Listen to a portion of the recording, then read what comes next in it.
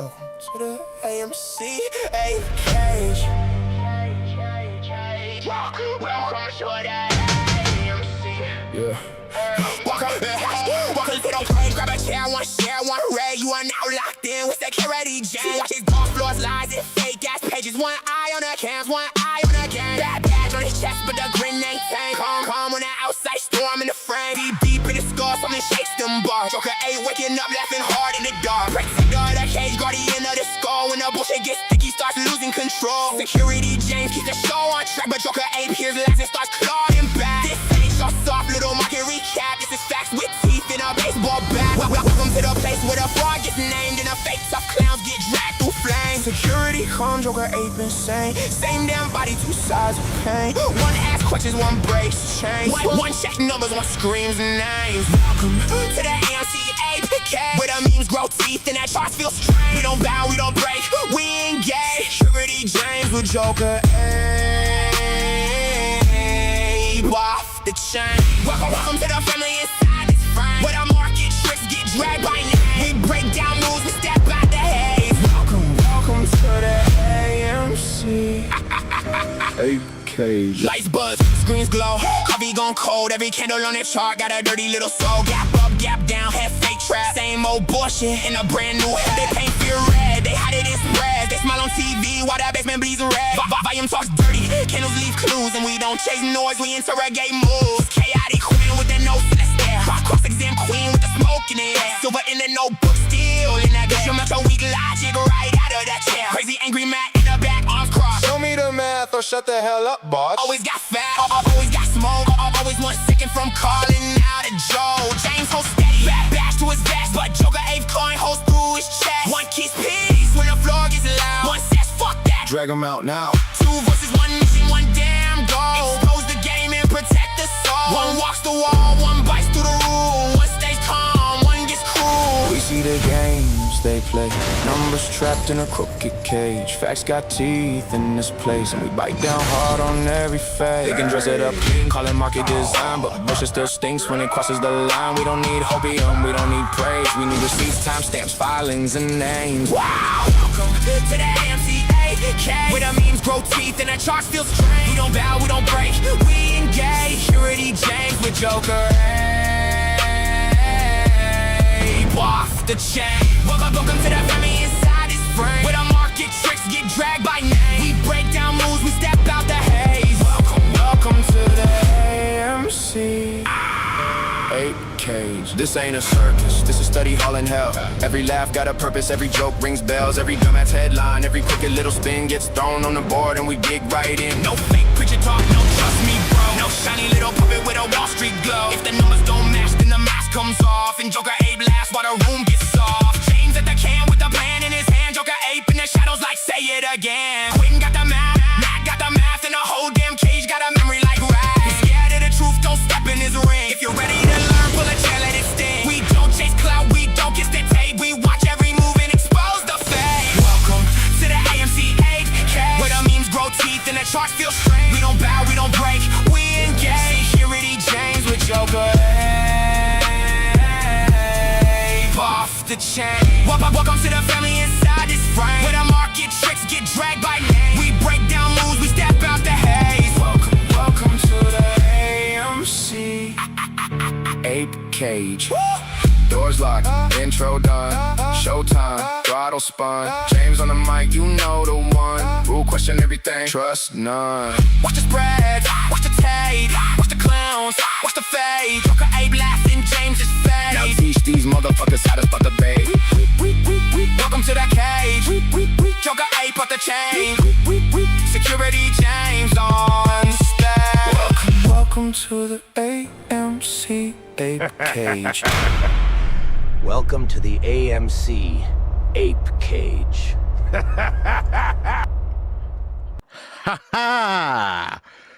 Welcome.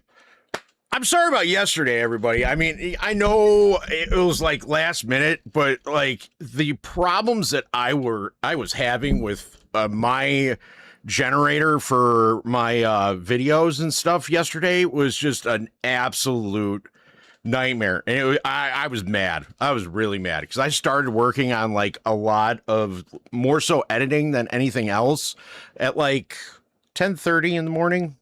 And then all of a sudden my whole thing just shuts off.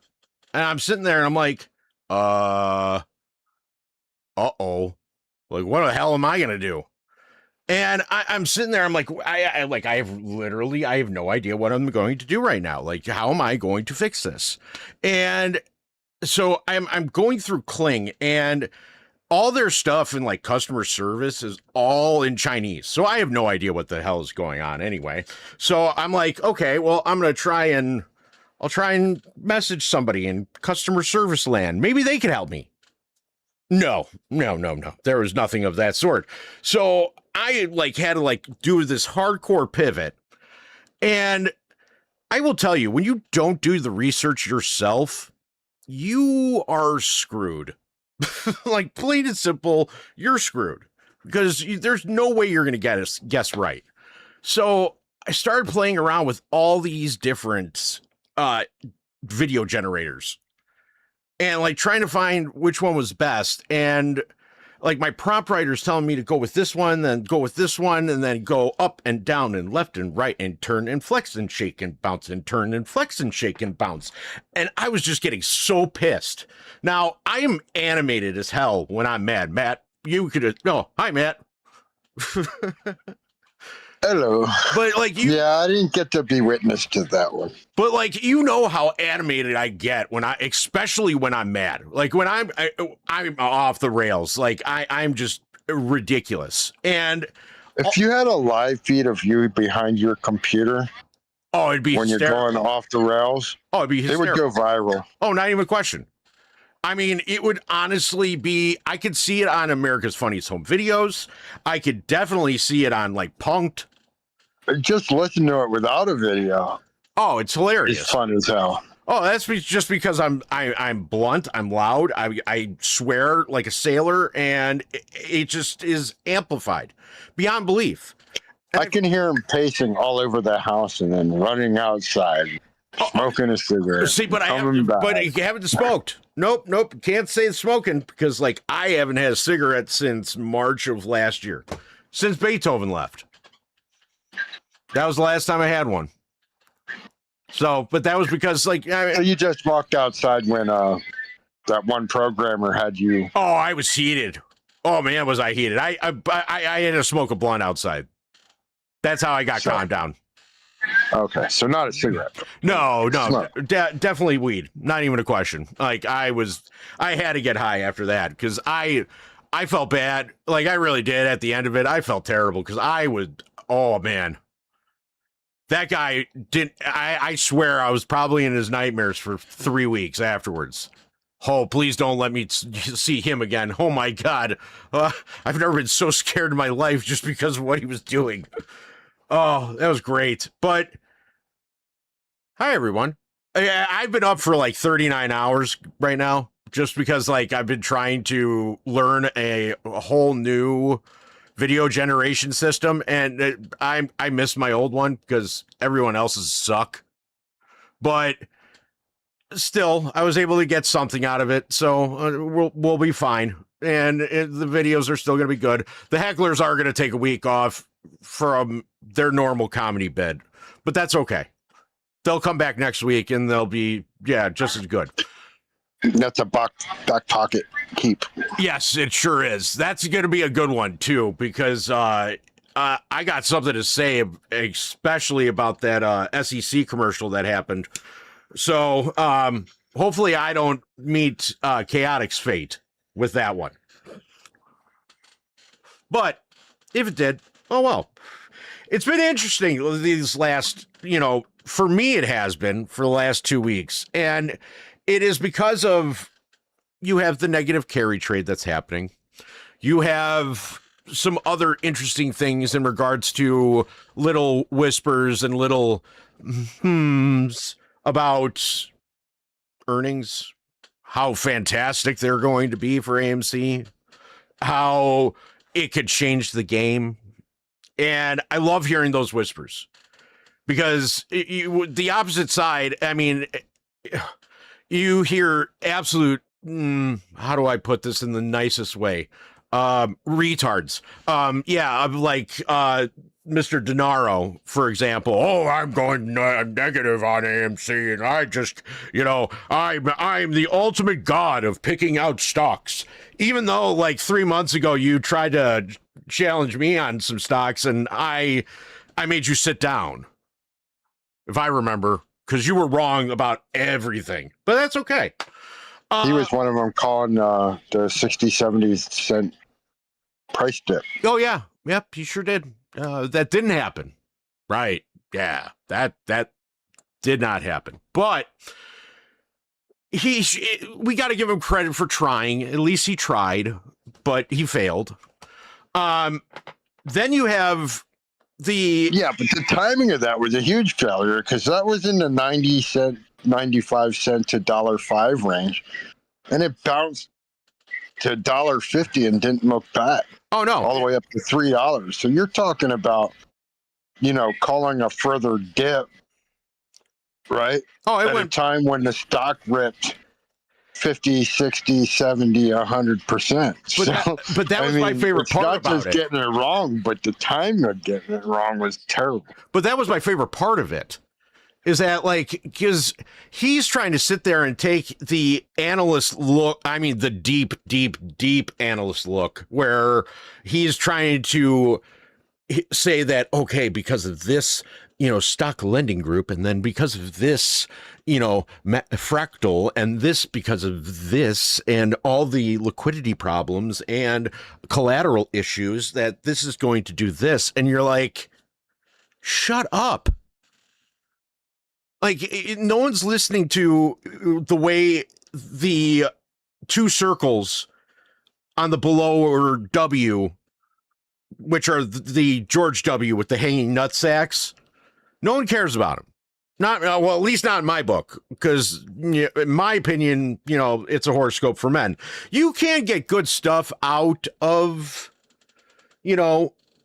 charting. You can. It's just the odds of you being dead on are very, very, very slim from looking at a chart. Well, let's just talk about how they moved the 200-day moving average backdated, to current. It's like now with the current price, with that initial announcement of the offering dip, right? Yeah. That drug that, what was current price, I don't know the exact price, but it's like it now post-date adjusted down like 30 cents from where it was. Well, just remember, so it looks like it never even got close to a crossover, when it was literally touching the golden cross point when that dip happened. So, I mean, you can't go by the chart still has to average technicals out, other than to try to predict where them technicals are going to move to based on future outcomes. Yeah, but the percentages of you guys being, they're fluid. They're wide ranging. I'm going to say, just from that perspective, it's wide ranging, because you don't know, you can't predict what's going to happen. You don't know what's going to be posted in the news. You guys don't, there's a lot of outside factors to charting. And that's why I joke around about it. I know that you can actually, there are great indicators. There are wonderful indicators when it comes to soft projections, but making a hard assumption off of charting is almost next to impossible to do. Next to impossible. Even the best are normally still 55 to 65%. They're nowhere close to 70 to 90. I think they go off that with the whole 60-40 ratio. Yeah. I mean, and that's where you got to be spot on with that assessment, because a lot of people, when you're playing, when you're doing charting and all that stuff, like, I mean, most of the time it's great for options. Fantastic, actually. For you to be able to pick out options, because why? Because it actually shows you what could happen if certain things were to turn, especially in the chart, and where that can lead to. But that's some people's strategy.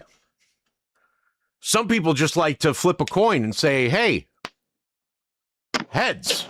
The more indicators you incorporate into your strategy as a cross-reference of themselves, of course, the better off you'll be. When the indicators are contradicting each other, that's when you have problems. Then you can't really go by them because none of them are going to be accurate. Because it's impossible to guess. It's impossible to guess from that side. Once you get those technicals, I mean, good luck. Like if the MACD is contradicting what the RSI is saying, yeah, what do you got? You got Fugazi. You got a Fugazi. Oh yeah, mommy. But or a franchisee. No, we'll call that a franchisee. We'll call it a franchisee. When indicators contradict each other, it's a franchisee. It's a franchisee. Tony Franchisee from Austin. Oh, I mean, but you have that. I mean, there's a lot of things. And then you see the I have a real problem when it comes to I award how he is, for AMC. That I can say that he's good about. He's great when it comes to rah-rahing and all that good stuff. But I mean, there comes a time where you're 0 for 31 and you got to go ahead and just say it. Like, okay, I got to stop doing this. Like, I can't be more wrong. I could try. I mean, but it sounds like I'm going to get kicked in the nuts again. And this happens. Ah! I'm scared because I can't pick a damn thing right. And that's the problem. That is honestly the problem, because and I'm going to say this for Matt and Matt can say something completely different, and that's fine by me, but I'm going to say for Matt and for me, is that I spent this week alone probably 3 to 4 days going from like 8 in the morning until about 4 in the morning. Just straight research, like from morning to late at night, trying to find out specifics, and especially in regards to, and I don't know how many people know this. If you do, great, put a hand up in the chat just so I can see it. But how many of you know that there's nothing about June 2nd, 2021 for AMC? Like, absolutely zero. There's no information about it. When you go ahead and you look up June 2nd, you're going to see Ghost Town. They don't want you to know. There's no House report, no Senate report, nothing. SEC findings, nothing. Zilch. Like it didn't even happen. Like it was literally a. And that's what happened. Even like the news articles of the time that it was happening are gone. Nothing. Like zero. You got a 0 for nothing. And I went through. You see the hedge fund losses from 2021? They're only in reference to the January. Yeah. Nothing has any reference to the June AMC run-up. Nothing. And then to top it off, like, here's the little sprinkles on top we're going to say for right now, is that all the connective tissue that, like, we found this week was all through court docs. And from the unlikeliest of places. Like, I mean, it was just so. And they random. weren't out in the fucking open either. You had to pile through shit ton of fucking files and roadblocks and walls just to even get to what's supposed to be public information. And they still don't give you the whole file. No. I mean. It's worse than a FOIA request. I mean, here. So when you're going through Pacer or you're going through what's the other one? There's Pacer. There's the court. Kroll. There's the court. It's like the courtroom something. I can't remember what it's called. But like these are primarily just all judicial docs. Everything that you can get in court. You can obtain anything that you want from anybody. You want to know something? Yeah, just go to one of those. Pacer is the main one. But when you go to Pacer, just so everybody understands that, like you do have to sign up. They have to send you a letter. And they say, well, thank you for your interest in public access to court electronic records, Pacer service. In order to activate your search capabilities in Pacer, please follow the steps below. And like I had to turn in like everything about me just so they would give me the information. Let me have access to their database. But here's the trick. If you're searching on there or in the beginning, don't search on there in the beginning. That's the trick, because they charge you 10 cents just for searching for every search. Then when you get into the more popular like cases, or when I wouldn't say popular, I'm going to say the ones they don't want you to see. Wait a minute. You missed an important point. Go ahead. It's 10 cents a page. Normally.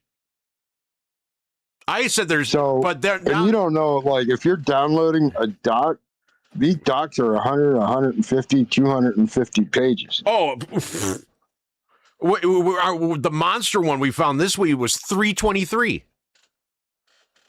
I mean, it was huge. And they'll tell you the exhibits, but then to get the exhibits that are in that doc, you have to download the exhibit, which could be as many pages. Oh, thousands. We went through 5,280 pages this week. Up until yesterday. 5,280. And that was using the AI user base that basically direct us exactly what to ask for, what document to pull up. Yeah. Now, if you're just playing fucking hope and guess, pin the tail on the donkey. Good luck. You're going to be going through hundreds of thousands of pages to find that one piece you're looking for. And it will never, and to be honest with you, it won't be there. They have literally gone ahead and they have blacked out, sealed 90% of it. Yeah. The way we found it, and I'm not going to say it out loud. If you want to know, just shoot me a message. I'll tell you how. But honestly, it was. That is proprietary, non-public information. I don't want. Yeah, thank you.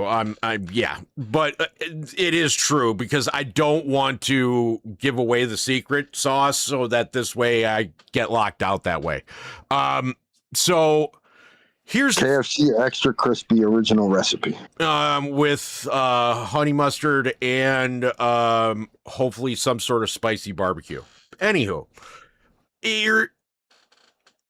The unlikeliest of places that you would expect to see any type of correlations, but those correlations also led up to coincidence after coincidence after separate charges across multiple platforms that were all equal, which not only were they coincidental, but they were cross-institutionally and referenced, commingled. Oh, yeah. So it was, this institution's got the same coincidence as this institution, and these institutions have the same collusive coincidence in their interaction between each other. And let's not forget, and then we're going not just commingling, we're going cross-platforming. Like, here's crypto to equities network to, I mean, just completely off the wall, some of them. And it's the unlikeliest of people, which you... And then my favorite is the chats. Oh.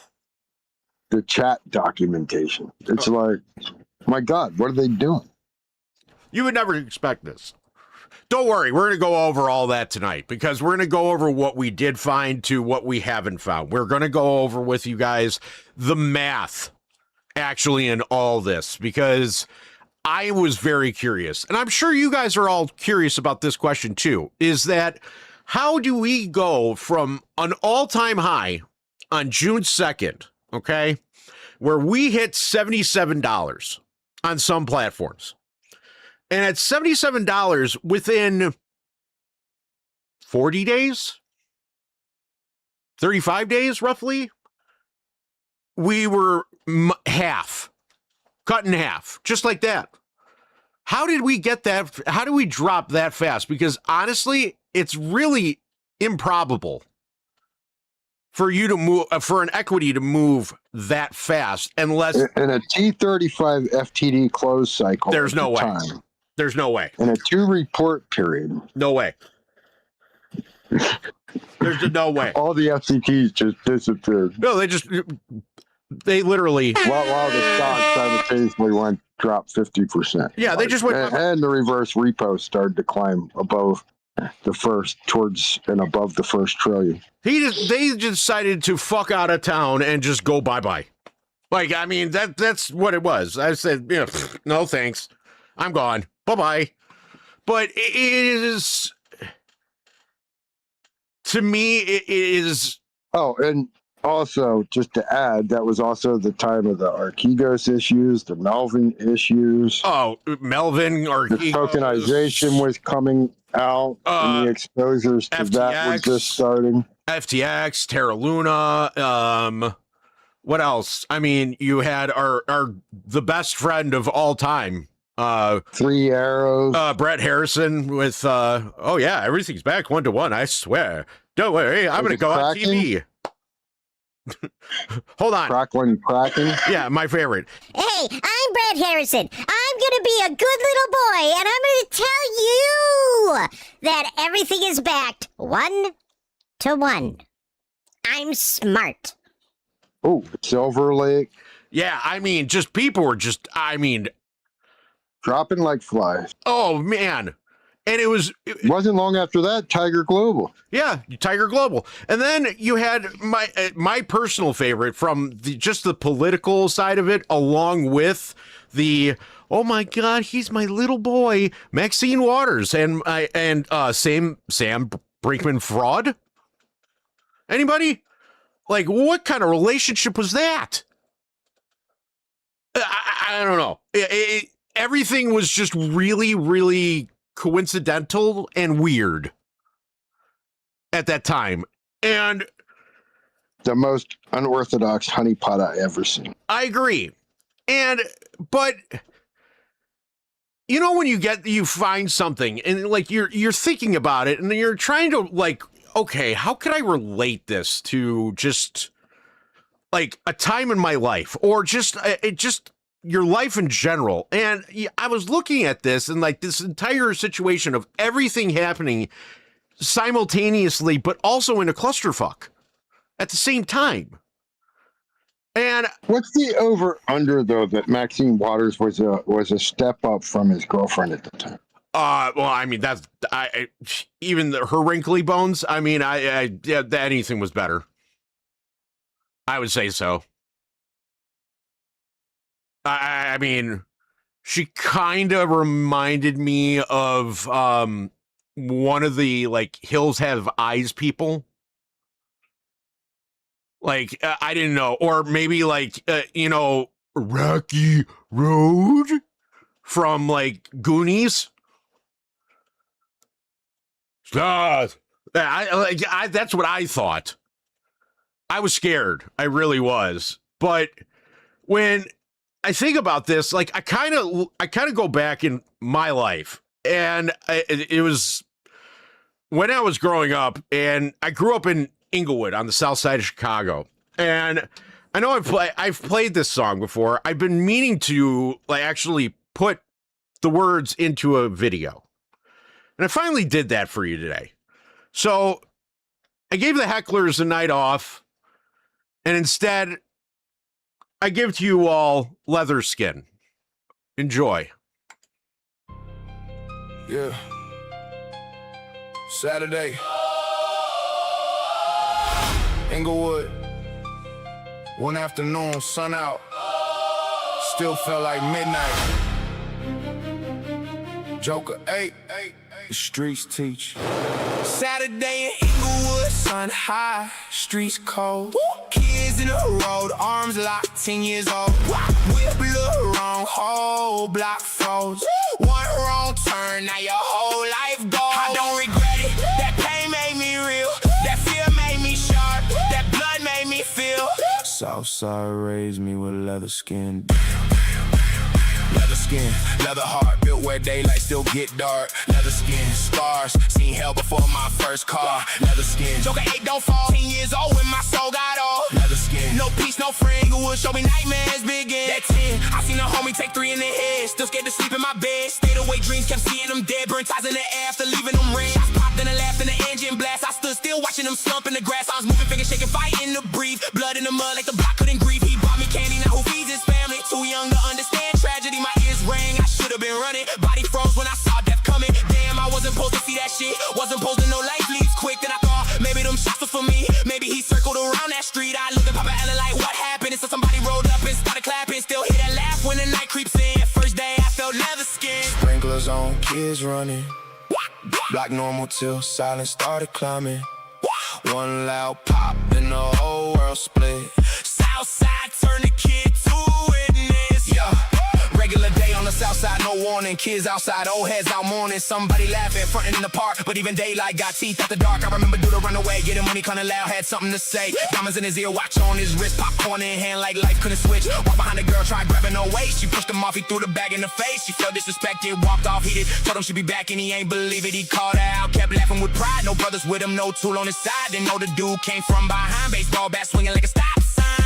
First hit cracked him, second hit dropped him. Chain pop loose when the pavement caught him. Told him take all that, then walked away. Left the park quiet in the middle of the day. That's how I learned respect at a price. I left to turn blood in the blink of an eye. How streets don't care who started or why they swallow your name while your people cry. This ain't movie pain, this ain't rap cap. This is real life.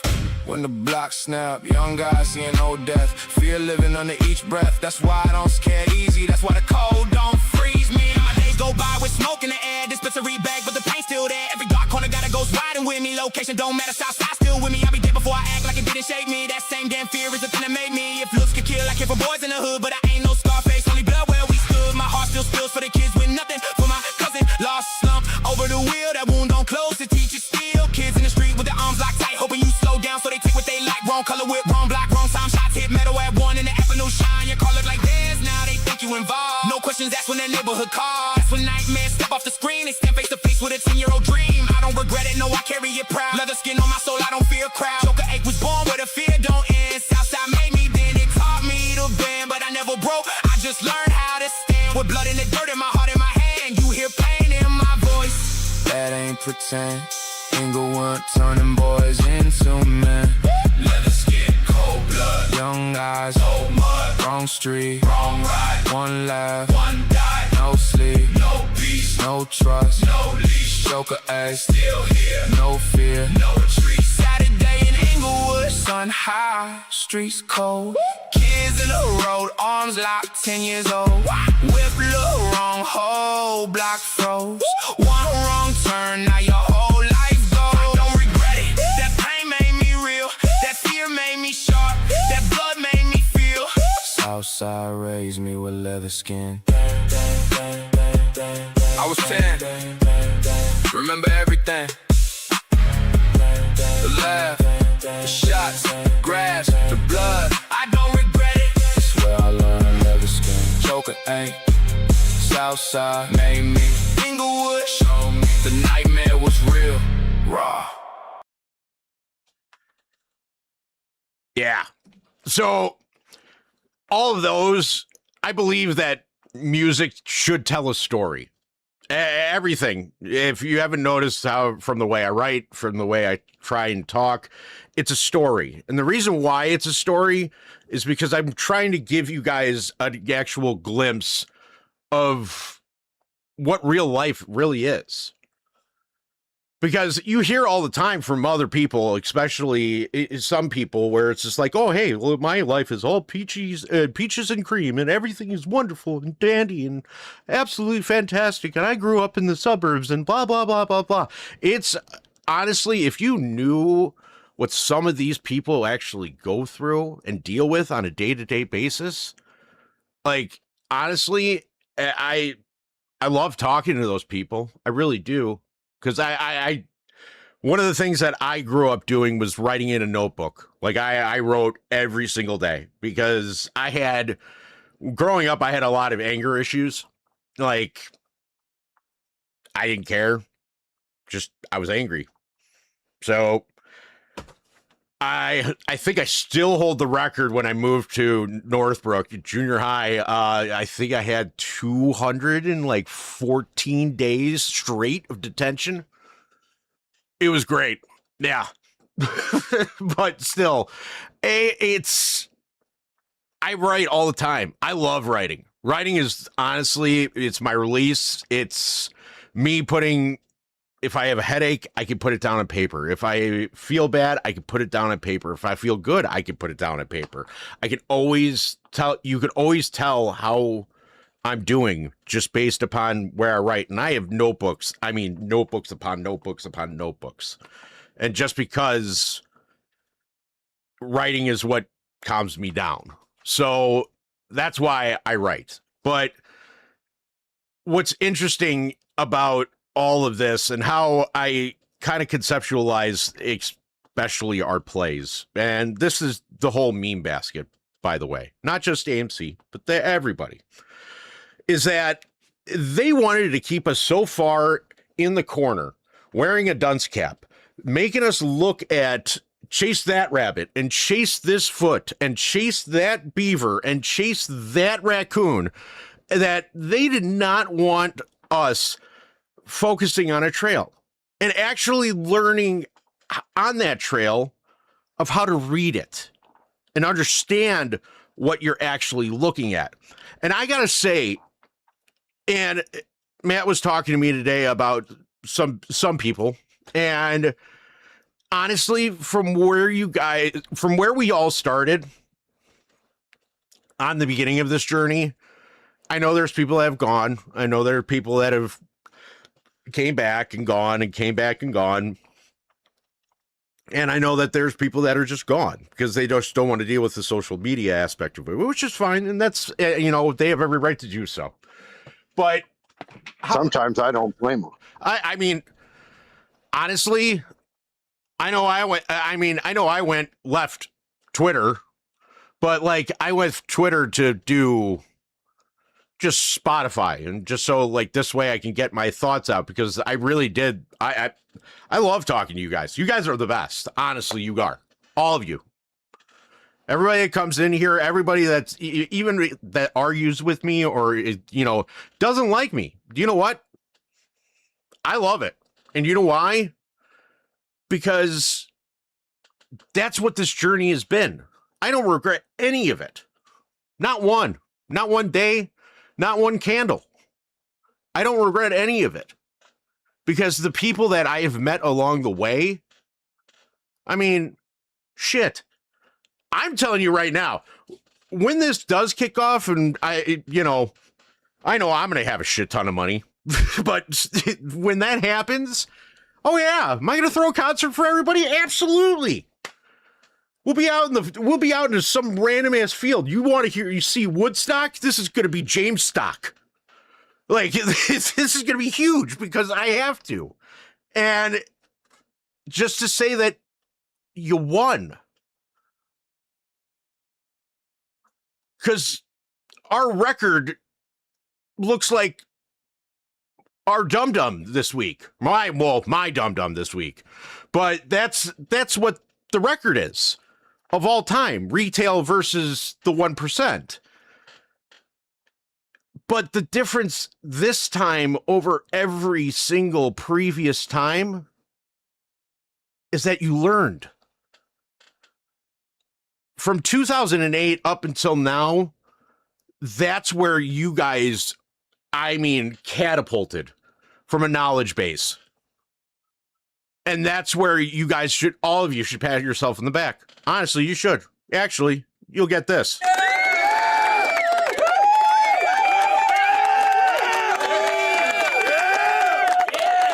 And you deserve it. because they did some nefarious shit to you guys. And let's just go. We're gonna go into the DeLorean for a minute. I can't fit all of you unless you guys want to hang off the juicer that's giving me, gas. But let's go back. I mean, they took away Dean's. They took away Whirlpool. They have taken Blockbuster. They have taken Kmart. They have taken all these department stores. Everything that you guys found that was normal, everyday society things. Those stores, gone. Sears. Just Sears and Roebuck, gone. But Kmart's not even the same anymore. There's a Kmart? Big Kmart. Oh. And I don't even know if they're still around. Ours closed. We had a big Kmart that got bought from the original Kmart. Okay. They changed the name and they changed it to Big Kmart. But it wasn't the same. And now even that's gone. So I don't know if there's still, remnant entities of Kmart that were bought out privately and kept running, still around or not. Quick story. Sorry, have to, just because I'm from Chicago. I'm from the city. I am a city boy. Plain and simple. I am stationed in Fort Hood, Texas. And during the weekends, especially if it's like a 3-day weekend or a 4-day weekend, like Fort Hood is an absolute ghost town. Like there's nobody there. Everybody's out. Everybody's at the lake. Yeah, either at the lake, in Austin, San Antonio, Dallas. They're just gone. There's no one close to being where Fort Hood is. But when you're in process, you're stuck.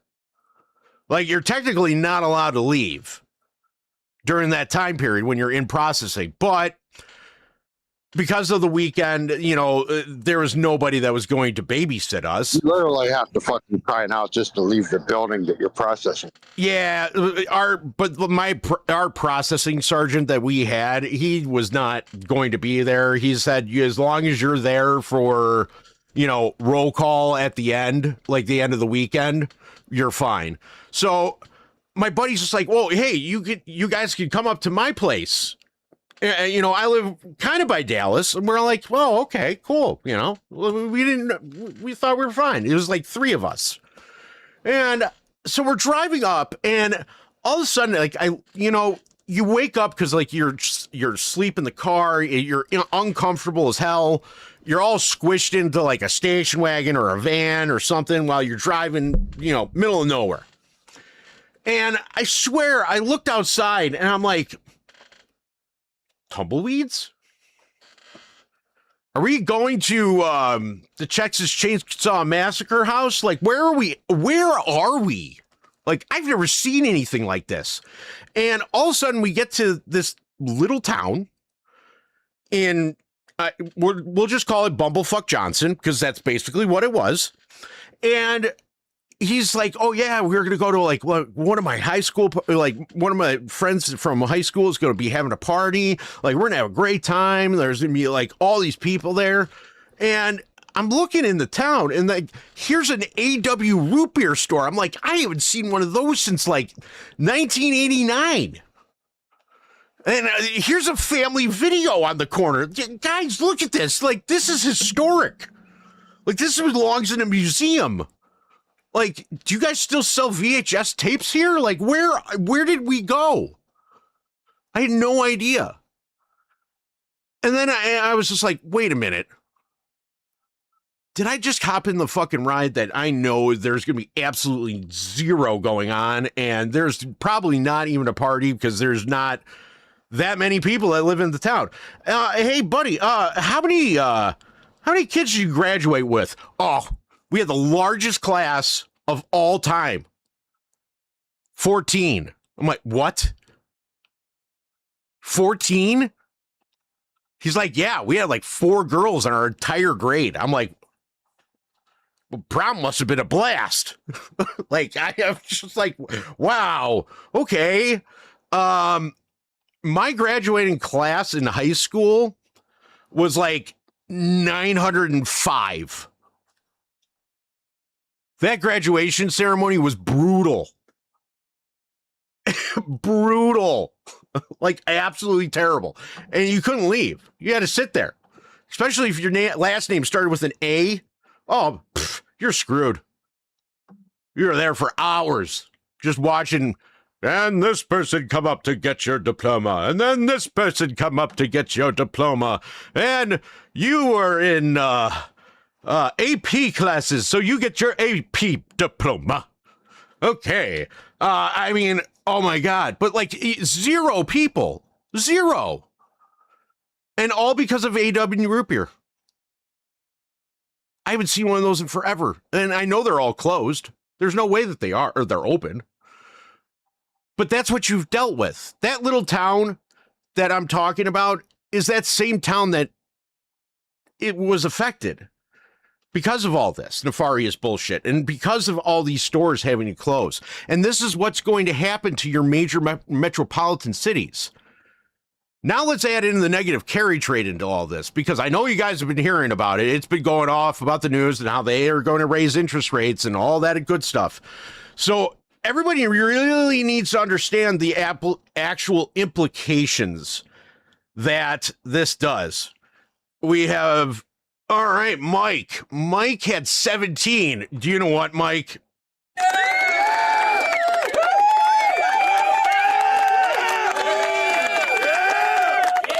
I gotta say, Mike, that means that your prom had to have been an absolute blast in that one limo. Maybe it was a party bus, but like that one party bus had to have been off the chain, though. I would have to say that would be my opinion of that. Hayden, class of 1982, 394. Hey, we're getting up there. My dad went to New Trier High School and that's in Winnetka, Illinois. His graduating class was like 1,100 kids. I'm not joking you. 1,100. New Trier is so big that they have all the freshmen in one whole campus. That's New Trier West. And then New Trier East has the sophomores, juniors, and seniors in one school. And each class is like, I think it's like 50 or 60 deep. 72. Hey, 72 in high school. Hey, you know what? At least you have some options at that point. I got to say that part of it. At least the options got a little bit bigger on that one. And your spreads and your margins were probably plentiful at that point too. So, but the negative carry trade is important, especially for you guys. So I want you to understand some of the implications of this.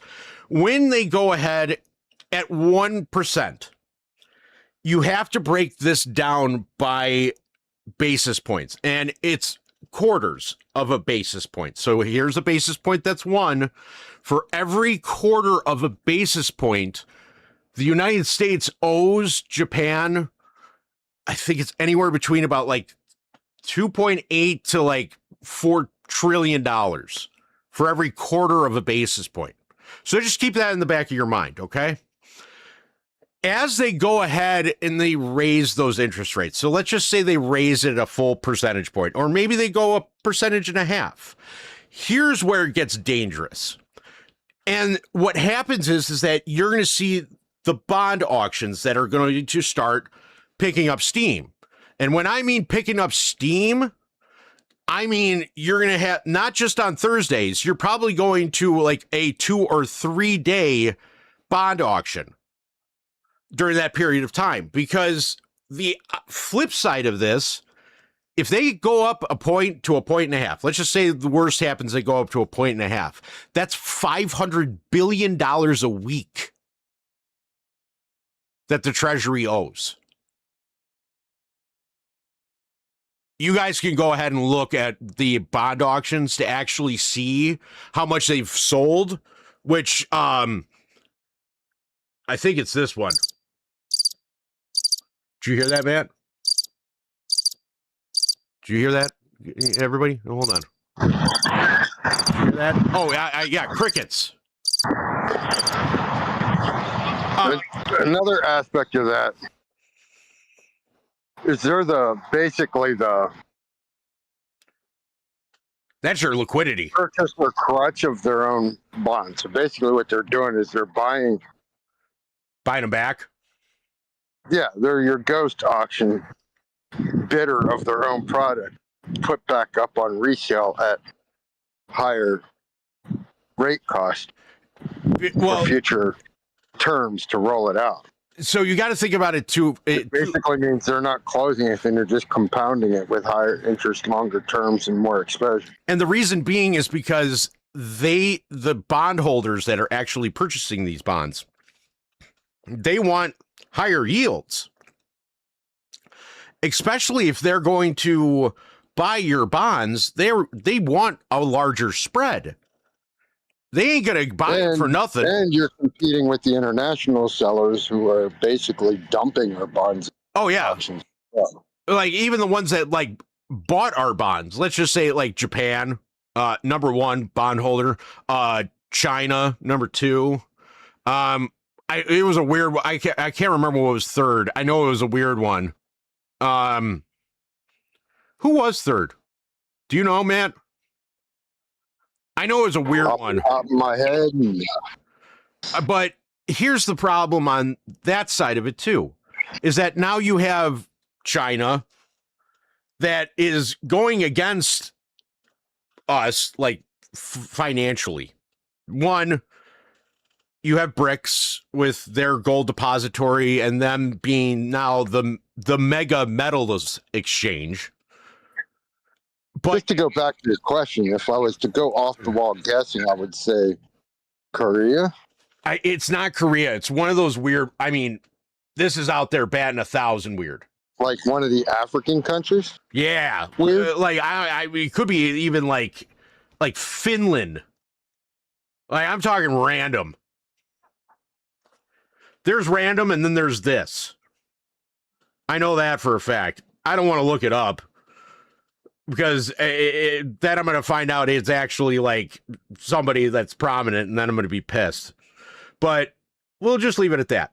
So the Fed Reserve already owes the Treasury $200+ billion. Yes, I understand that, but you have spent the last 30 years building asset bubbles off of a currency that has zero or no negative interest on borrowing.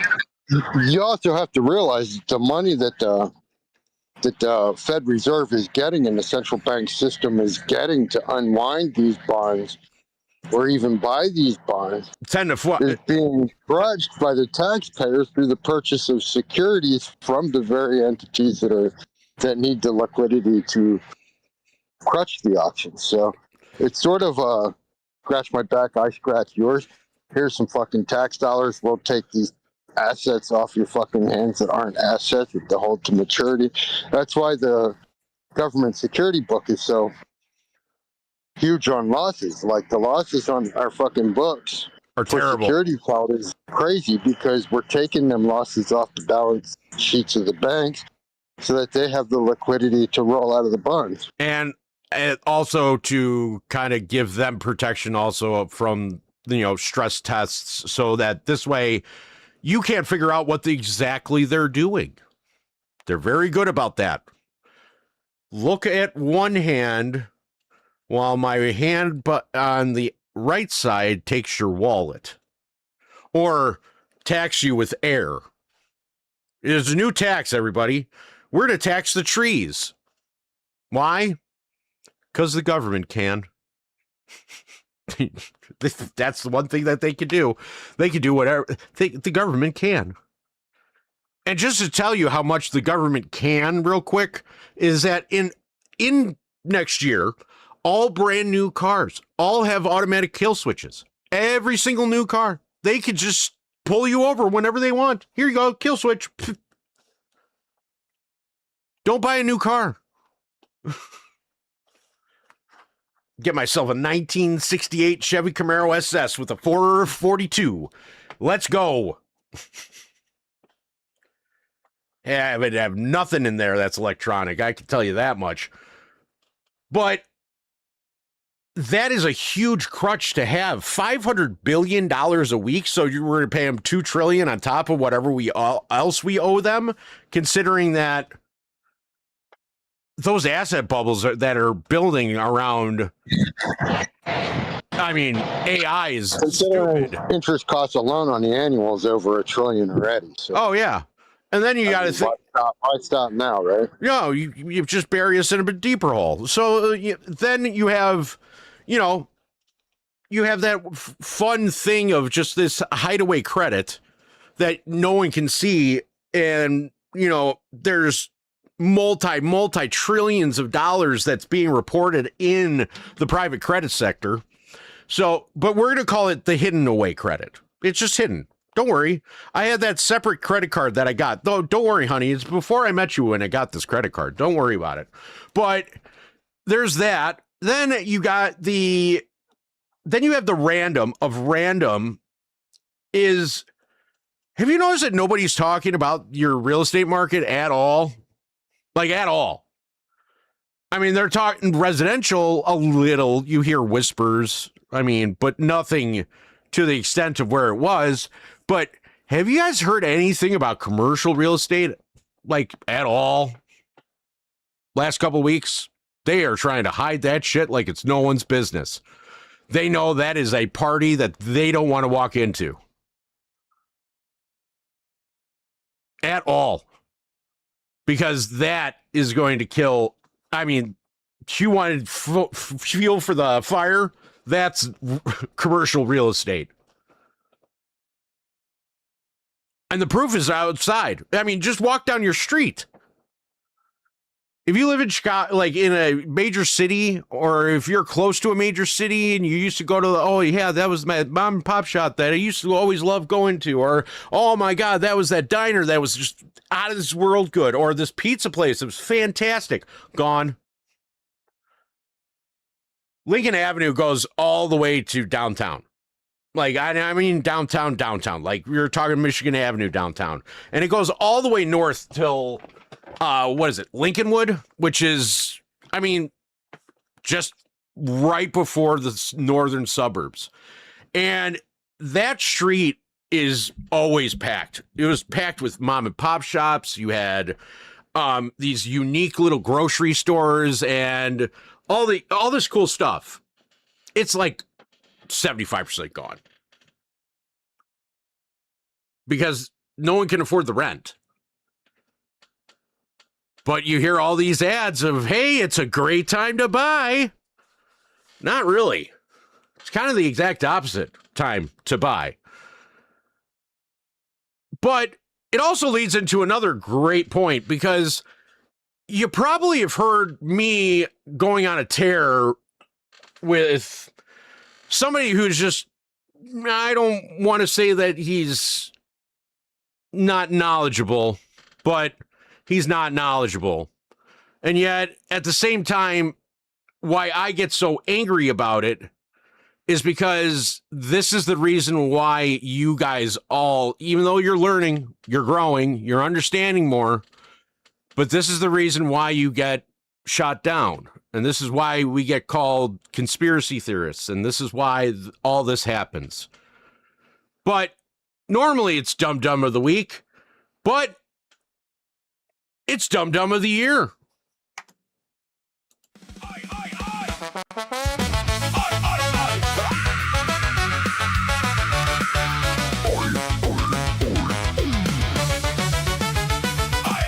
Cage lights on, freak show live, same Joker, ape, new clown arrived. Dum Dum of the Year, step inside, paper crown tight, brain cells fried. Welcome to the Ape Cage Carnival Blast, where bad takes age like milk real fast. Quinn got files with the red strings tied, Matt's on the mic like, who let this slide? Dum Dum walks in with a paper crown, DDY written crooked hanging half down. Shirt says, I'm a dumbass shill on X. Whole crowd laughs like, yeah, that checks. He flexes hard like he cracked the case with zero facts and a dumbass face. Joker ape grins, lights turn red. This poor clown already looks dead. Hey, Dum Dum of the Year. Take your bow, wrong back then, still louder now. Dum Dum of the Year. Crown fits tight, paper king of the book.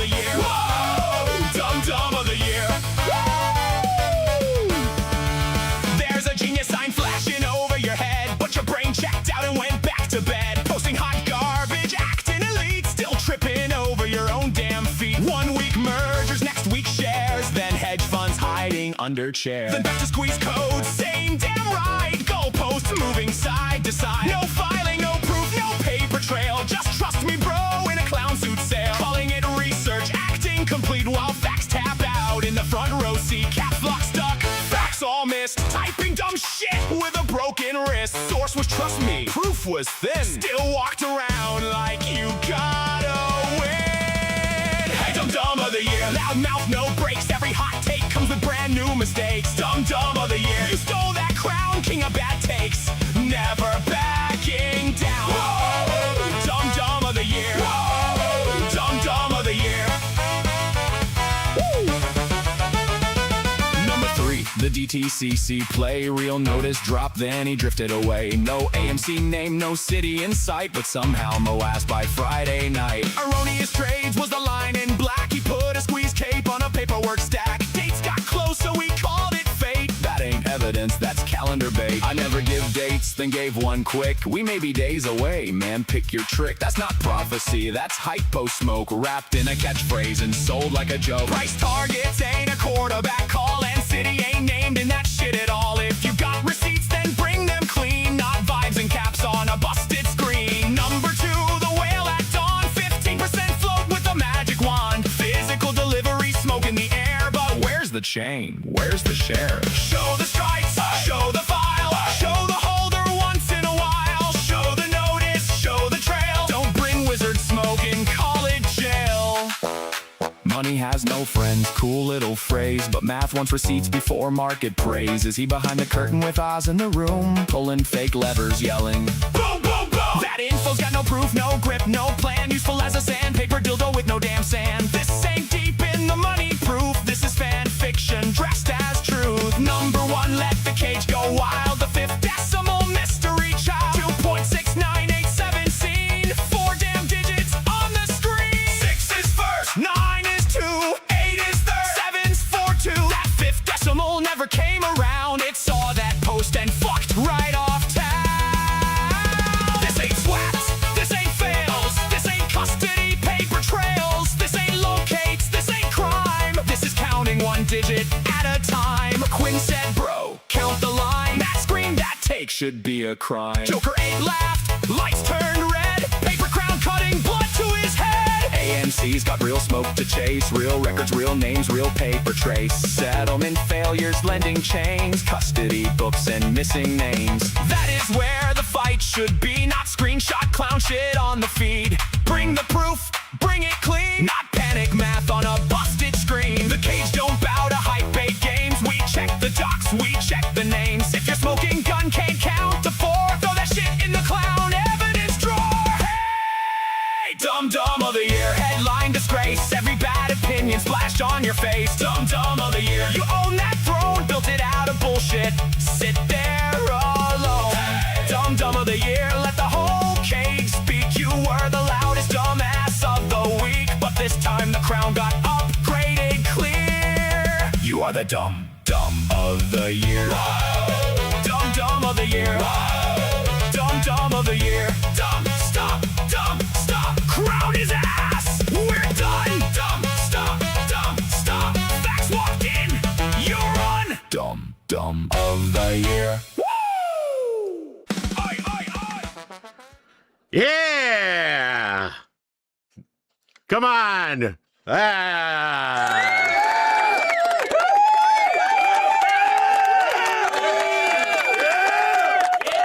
I'm smiling like Charlie Brown kicked the football. Yep. Yep. He fucked right off town. Let's just go with that. Matt, I'll give you the honors. Well, since we already brought him up, Tony De Niro. Oh, boy. And it's not that he's dumb. It's not that he doesn't make good plays. But he's swing trading a stock that's very manipulated, and he knows it. He'll tell you he bought after he bought, instead of, I'm going to buy at this point Like, let me get in first and let me tell you about it so you can support my theory. Here, and then comes back and says, don't ask me about my exits. Do your own research. What? Yes, that's what's in his. I mean, that's. I sold these positions. I sold that position. Do you ever tell anybody what you're going to do before you do it? Or why? No. Now, you said you got into this because it reached a buy zone. Well, I didn't have to fucking look at your fucking charting or narrative or anything. It just so happened I got pretty much the same thing as he got at the same time he got him. I didn't need him to do it. But I just don't understand it. And the thing is, like, he's like, swing number one, swing number two, swing number one's at 145. Don't ask me about my exit. It's in the money, blah, blah, blah. Right? Well, 145, that's not a swing trade if you're still in it. No, that's kind of the opposite. Right. Now, swing number one or your options play is a whole other thing. But here's the thing. These type of traders will never own anything because they're always looking for an in, they're always looking for an exit, and they're basically never going to own anything long term. Because they don't have the wherewithal to stay in a play and position ratio their position to hold it and actually own it for any length. Now, I don't know. Maybe he has another account where he has a built portfolio of actual ownership. But real Wall Street players, your BlackRocks, your even Citadel, Berkshire, all these guys, Vanguard, even these ETFs, yes, they have swing position. But with the money they're making from their swings, they're building overall ownership in these companies. That's why they have so much ownership and have all these seats and all these boards and get all this personal pay for sitting on these boards. But go ahead and swing trade everything all day, every day. In the end, you'll own nothing.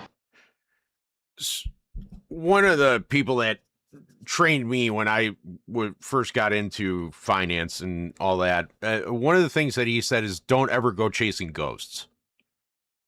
Referring to your exact method of what you saw, which is of swings and constant swings and never anything about actual trading. Because there's a difference between trading and swinging. Because you're going to swing and you're going to keep on swinging. You're never going to get to a point where you're actually gaining. It's always covering when you swing. Because you're sitting there, you always have to cover your basis of where your launch point was to where your actual drop out point is. So you're constantly swinging back and forth, and it's never... You're chasing both sides of the candle. You're chasing the entry, you're chasing the out. You're never actually building anything. And that's why you never chase ghosts. Because it may look good, but that ghost can disappear real fast and leave you in the dust. And that's what happened to all them people in like 2008-9 that weren't able to weather that storm, had their houses on leverage ripped out from under them. It's because they owned nothing. Yeah. They got caught in the middle of a fucking swing on leverage with zero actual asset backing to float them through. Or they just put their dog on their mortgage. Or a pen. Or that person. Who's that? It's just the guy. It's the guy that sleeps on my couch. I don't know. He's the guy. Never take on more debt than you have liquidity to pay off in the worst circumstance. Just make sure you're always padded. And what I mean by padded is that, like, you want to hide some things. You want to go ahead. You want to have. I have cash is king. That's the name of my safe. But like, he's somewhere hidden. You know I can go to him at a rainy day and say, "Hey, cash is king. I need something. Just something to tide me over for a little bit." Let me use the perfect example. Mm-hmm. People in IRAs, retirement funds, and things like that. Sure, maybe they didn't retire when they thought they would. Or it just didn't make sense to retire and collect on a pension after it got scalped. Mm-hmm. But you didn't lose your house. You didn't go bankrupt. You didn't fucking end up on the fucking street in financial ruin without a bed to sleep on. No. Because you have a liquid income that you are able to weather the storm, ride it out, continue as you were, maybe for a little longer than you wanted to. But ride through the storm until the market corrected itself, which it never really did technically, but No. they didn't fix anything, but they did slap a hell of a Band-Aid on it. Yeah, well, a big Band-Aid, they kind of got a leap. But the point is, because you're in a retirement fund or an IRA or something like that, and you have a liquidity pool outside of your assets, you didn't have to liquidate your assets. You weren't trying to swing trade current prices into future prices. You weren't chasing the candle at both ends. So your IRA, your pension, whatever was doing that for you, but it didn't risk your day-to-day living liquidity. Let's see.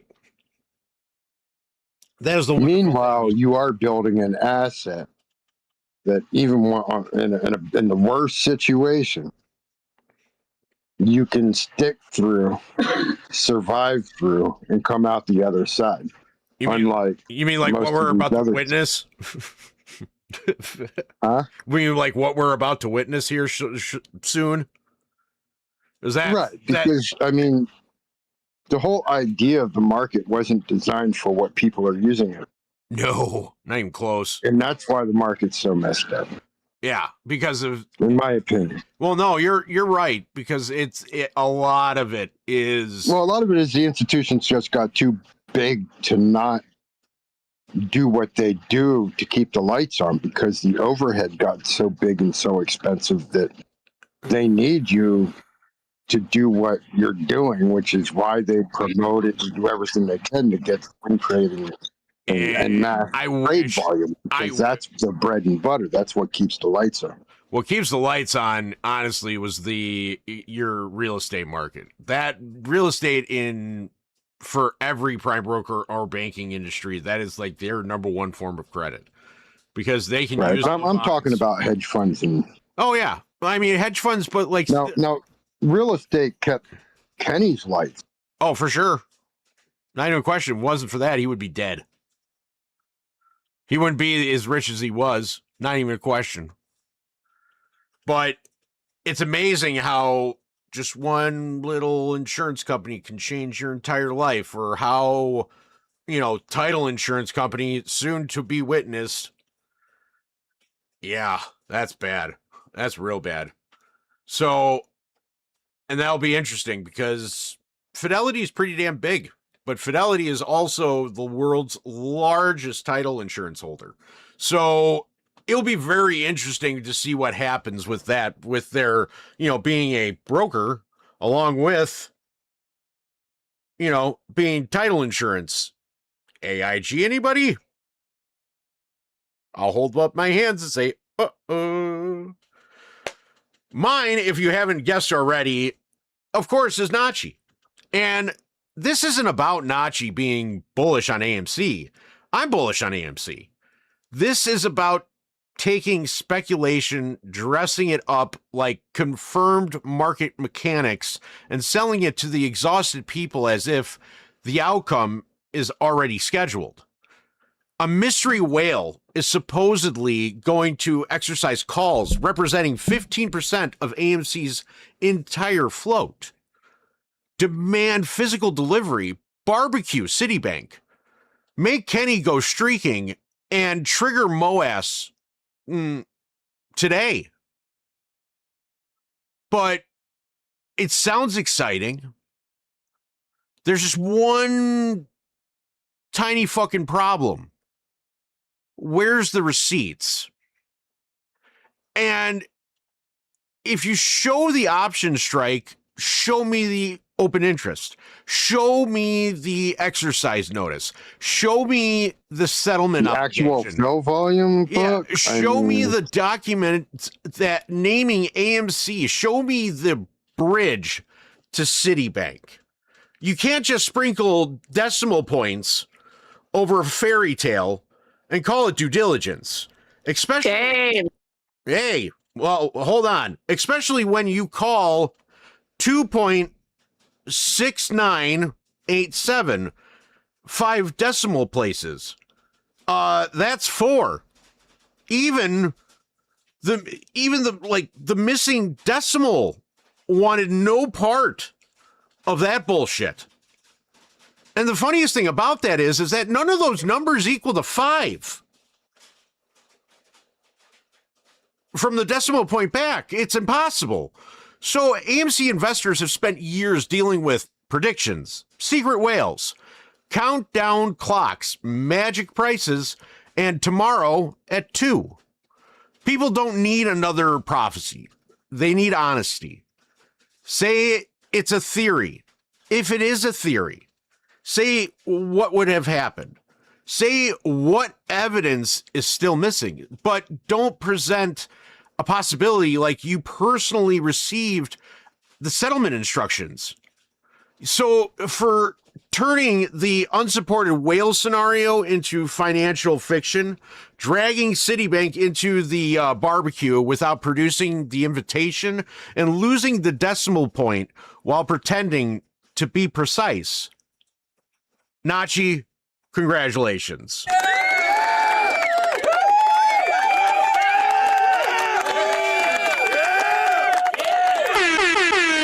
are my dum-dum of the year.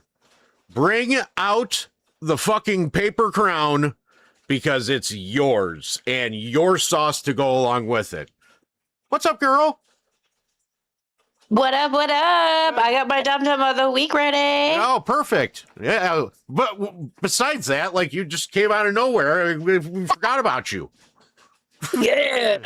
I'm like the Kool-Aid man. I just bust through the wall when you least expect it. Oh, see, but if you had came in and said, "Oh yeah," I would have said, "Oh no, you son of a bitch! You better fix that wall." My dad's not going to believe a giant bowl of punch came through it. Well, the red Kool-Aid is all over anything. There's nothing we can do about it now, James. Okay, good. So what do you got? So, okay.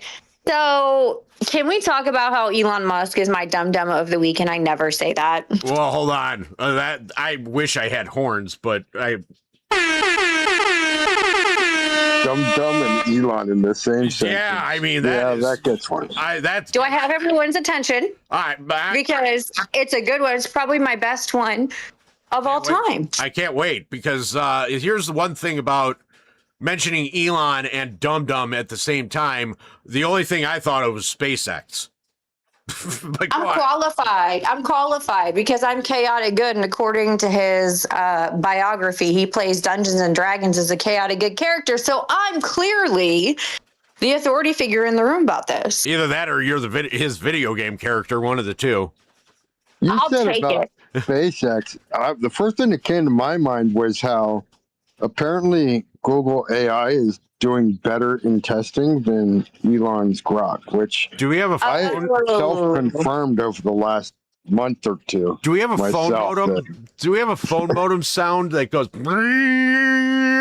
So let's talk about that for a second, for a lot of reasons, actually. So number one, I actually have a list of reasons why Elon is my dum-dum of the week. It's not just one reason. There's actually quite a few. Okay. Not that I don't appreciate Doge or appreciate blah, blah. This is not a political thing. I think what happened this week is stupid. First of all, can we talk about the fact that Elon Musk told 19 million people that 5'1", everyone's making fun of how small Elliot Page or Ellen Page, however you feel, is. She's like, oh, she's so little. Guys, that is how big I am. I am the same height and same weight as Elliot Page. Y'all are still taller than gas bags. Hey, I'm just saying. Hey, Me and I've already offered to actually fight Charles Gasparino because it's fair when we are the same height. okay, we have to first off, there has to be ground rules. He's going to be naked when he's fighting. The ground rule There doesn't need to be any ground rules because it's not like I can kick him in the dick when he doesn't have one. Oh, no, this is the AMC Ape Cage. This is going to be done at a Chuck E. Cheese style ball pit that's in a cage. We have Tex, who's going to be our referee, and don't worry, Matt and I will be doing all the commentary while you kick him or stomp his nuts, one of the two. Just make sure. He always threatens to call his attorney on me. And I said, well, why don't we just fight? Because we're both banterweight. It's got to be a mud ball pit. No, I don't want to. It has to be I don't know. Somebody has to. Or Kool-Aid Jello shot. We have to have one of the kids actually pee pit on the ball so that the ball comes alive. And then the ball tries to eat gas bag. But go on. Well, so me and Chucky, we have some history. And it's not even just like the things that you guys see on Twitter. That man followed me all the way to LinkedIn to harass me about AMC and GameStop. To the point where he used several additional. Charles Gasparino has a burner account on LinkedIn where he's a priest. I just thought I'd throw that out there. All I'm saying is it's getting weird over here. So Elon Musk told 19 million people that Elliot Page, who is 5'1", 5'2" on a good day, and 120 pounds soaking wet, was going to play Achilles. He did this like a month ago out of nowhere because a Christopher Nolan parody fan account or whatever the fuck they call these accounts that suddenly have 300 or 500,000 followers out of nowhere and expect us to all believe that's a real person. I'm sorry.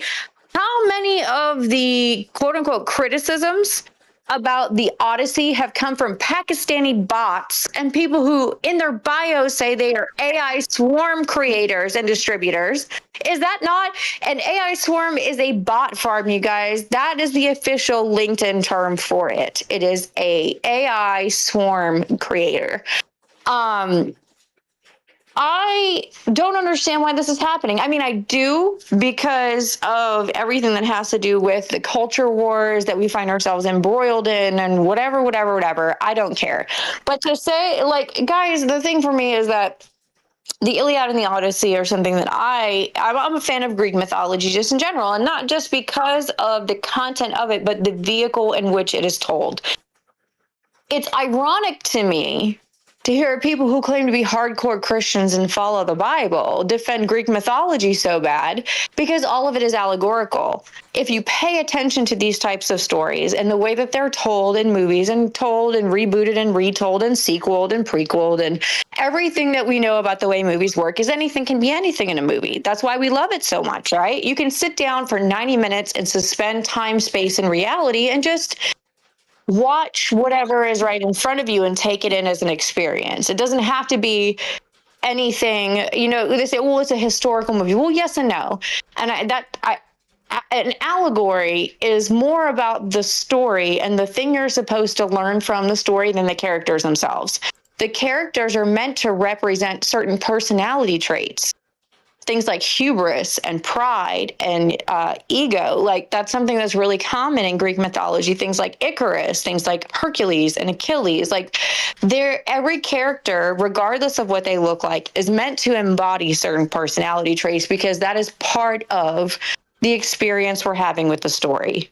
So it really genuinely doesn't matter who plays these characters because you're supposed to watch the characters as they represent certain personality traits in the way that they interact with the protagonist and the way that they interact with the plot of the story. That's the whole.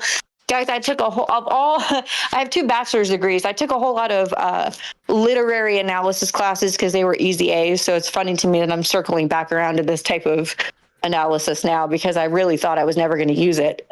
I took a Simpsons course. You know what I mean? The Simpsons is a great example because Sociology. There's a lot about The Simpsons that's interesting to me on a marketing psychology level. And the fact that Matt Groening was on the Lolita Express getting foot rubs with his nasty, gangly toenails is just icing on the cake as far as whether or not he's able to predict things accurately. The majority of the people you see that say they can predict things are people who have gotten information in advance and they're like doing a sleight of hand. They're doing some Penn and Teller shit. They're just doing a magician's trick. They're all stage magicians. He's writing a cartoon. I'm just picking. So first of all, there is the Odyssey this week. I'm going to tell you guys right now, I challenge everyone who's listening to go look at the accounts that are actually complaining about this. They are the people that are on Elon's favorite list. They are bots and AI creators. And for me, it's unusual to see, I don't think it's unusual to see somebody like Elon Musk make a mistake like that and then refuse to admit it and instead double and triple down on it. But it's unusual to see him weaponize the platform this way to do it with, which... It be that as it may, that is my opinion on the Odyssey. I still think it's probably going to crack $1 billion because I have never disliked a a Christopher Nolan movie. I'm getting ready to make steak. Sorry, I'm reading up my phrases. We're having this conversation. Are we playing baseball? Got Nolan Ryan beef in front of me. We're playing. Call him Betty Crocker. Hey, do you know what? I think I see something. So.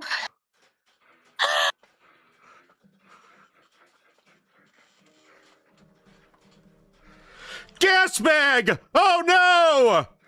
Sorry, I had to. No. That's my ADHD Watch out! Crossing wires. We're crossing the streams. Here comes Susan. What's your monster name? Susan. Susan. I'm Susan always. Yeah. So it's not just the Odyssey is obviously the AMC thing, but I don't know. You guys kind of follow all the weird shit I do when I'm not doing AMC stuff just to kind of pass the time. But the other reason Elon is the dum-dum of the week for me is because just now today he admitted and shared a bunch of content. I follow Ashton Forbes. Like the thing that I don't do when I'm doing AMC, you guys, is like weird experimental physics shit. I know the 2 of those things are completely unrelated. They are, and they're also not. Because as far as experimental physics and nuclear energy goes, I mean, we're looking at aneutronic fusion modular reactors for some of these data centers. We're looking at the fact that we've plateaued at the combustion engine since the early 1900s, and we haven't made any improvements. I tell everybody all of the bad things in the world, all the things you hate, all the things that annoy you can all be traced back to either bankers or intelligence agencies. And that's just the way it is. And the 2 of those demographics are symbiotically intertwined. There is no separating one without the other. And I feel that way about DJT, even though I know we committed ourselves to only talking about AMC, but we can't not talk about the basket. And that includes DJT, who recently bought into TAE, which creates these modular guys. The most schizophrenic thing you'll ever hear me say. How many episodes of the show have we done? And you guys have heard me say all kinds of crazy shit. A lot. But it's entirely possible that a movie theater stock and a video game store that everyone thought was going to go bankrupt might actually be the engine behind powering us all getting free energy because of the connection to the basket. And so that's I say hold. Same perspective. I'm just saying fight like your life depends on it because our future might.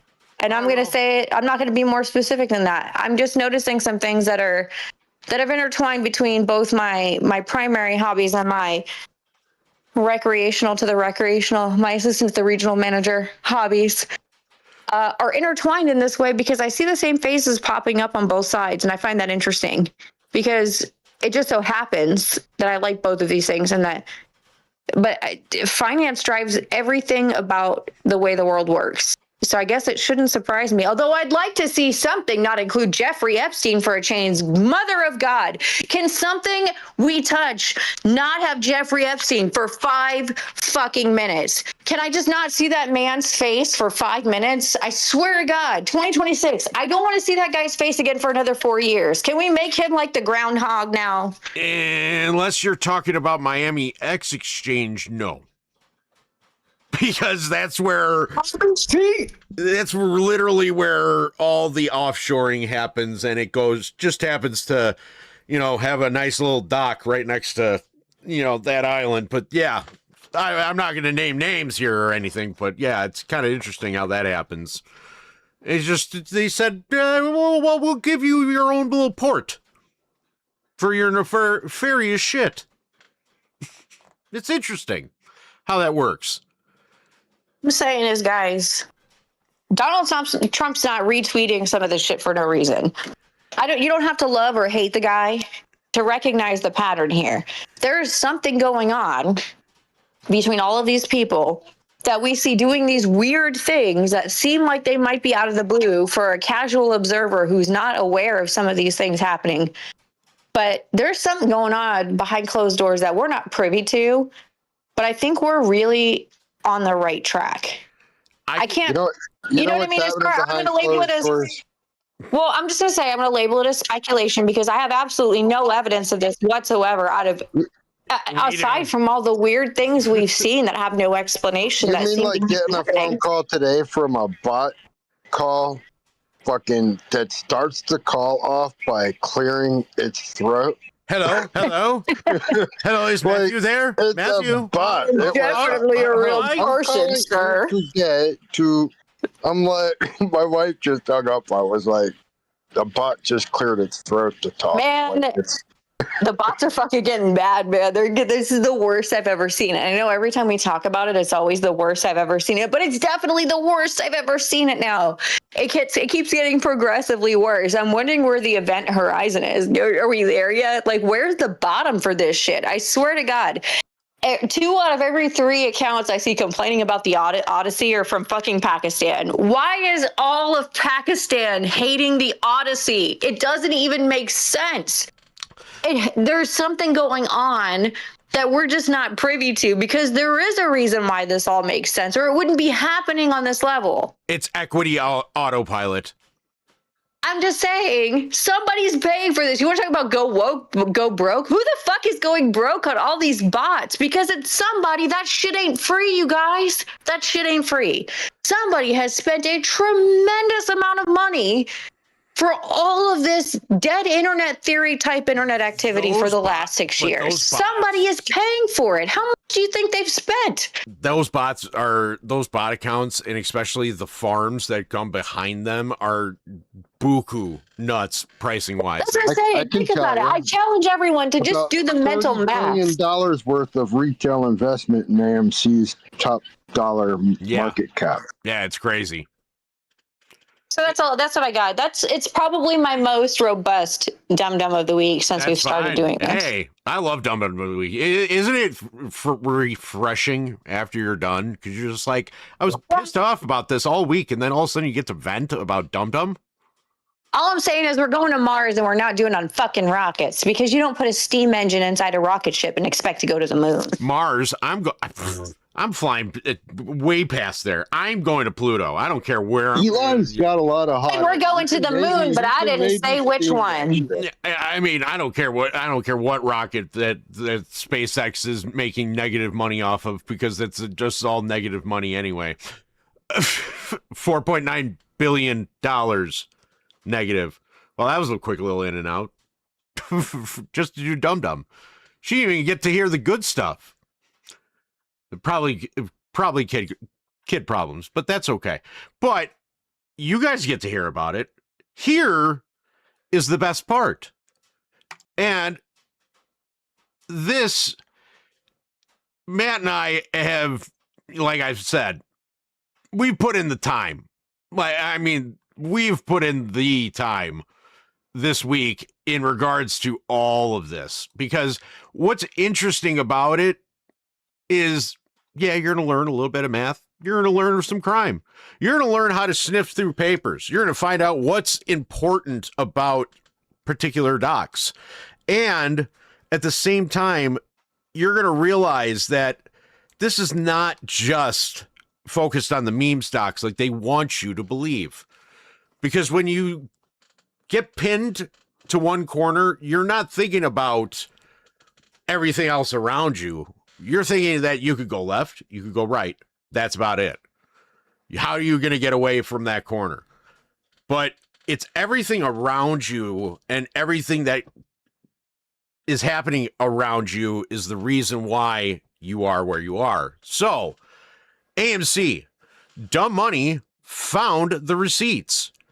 And now the plumbing looks nervous.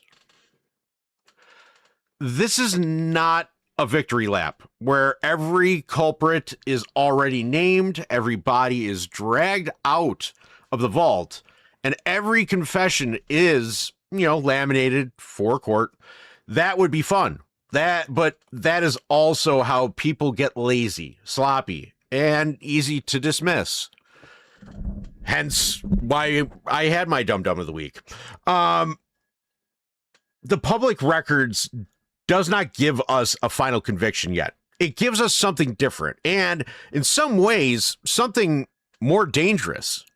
To the people who wanted retail to stay quiet, a legitimate document trail, we are no longer standing in the land of trust me, bro. We are standing in the land of official filings, liquidations, schedules, bankruptcy math, clearinghouse, rule changes, and the kind of market plumbing regular people were told not to worry their little dumb money heads about. For years, retail got treated like the circus, meme stocks, margin, crypto, timing the market, dime in hands, apes, rocket emojis. They made sure the public saw the costumes, the jokes, and the noise. Very convenient. While everybody was laughing at retail, the real questions were sitting behind the curtain. What was routed? What was tokenized? What was backed? And what was pledged? What was settled? What was buried inside claim math? What kind of intraday risk can explode during the trading day and then look clean enough by the end of the day for a polite company? Funny how the, investor education machine always finds time to warn people about dumb retail behavior, but somehow they forgot to make a cartoon about payment for order flow, tokenized stocks, clearinghouse margin gaps, and bankruptcies. Processes that can turn broad fraud and misuse questions into books and records with entitlement math. And that's the real joke. Retail was painted as the risk, while the machinery behind the market stayed dressed up in process, liquidity, risk management, and, claim administration. Those words sound clean until you start asking what they actually hide. Risk management can mean somebody had to protect the system from exposure the public never got to see. So claim administration can be the broader asset misuse question gets squeezed down into what the books say someone is owed. The market structure can mean the pipes are so complicated that every actor points at another actor until accountability dies from exhaustion. The broker points at the market maker, and the market maker points at execution quality. Clearinghouse points at margin models. Bankruptcy estate points at books and records. The regulator points at the procedure, the media points at retail and says, look at those idiots. It's a beautiful little shell game. If you enjoy being robbed with paperwork, the documents know how to make one.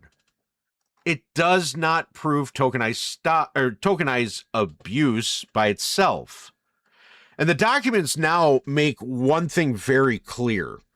Retail has every reason to keep asking questions. Official FTX material shows tokenized stocks claim categories exist. Official liquidation valuation materials show AMC, GME related instruments appeared in the FTX digital market valuation universe. An FTX bankruptcy order shows how overstated or unliquidated customer claims can be modified or reduced through books and records.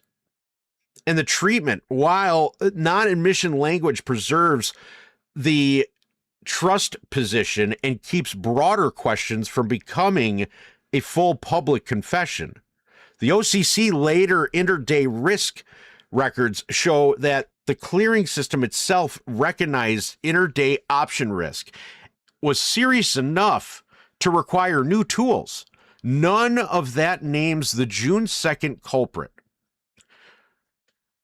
None of that proves tokenized abuse by itself, but it destroys the lazy argument that retail has no reason for these questions. The honest line is simple. AMC price dropped alone does not prove tokenized abuse. Price action by itself is not the murder weapon. Price action is the blood trail that tells you where to start looking. The normal explanation still exists. Momentum cooled, options dehedged, dilution fear hit. Traders took profits, shorts adjusted. Fine. Put that explanation on the table. It can sit there like everybody else, but the explanation does not get to erase official tokenized AMC and GME references, FTX claim mechanics, off-exchange opacity, hidden backing records, the OCC intraday risk gaps. That is not skepticism.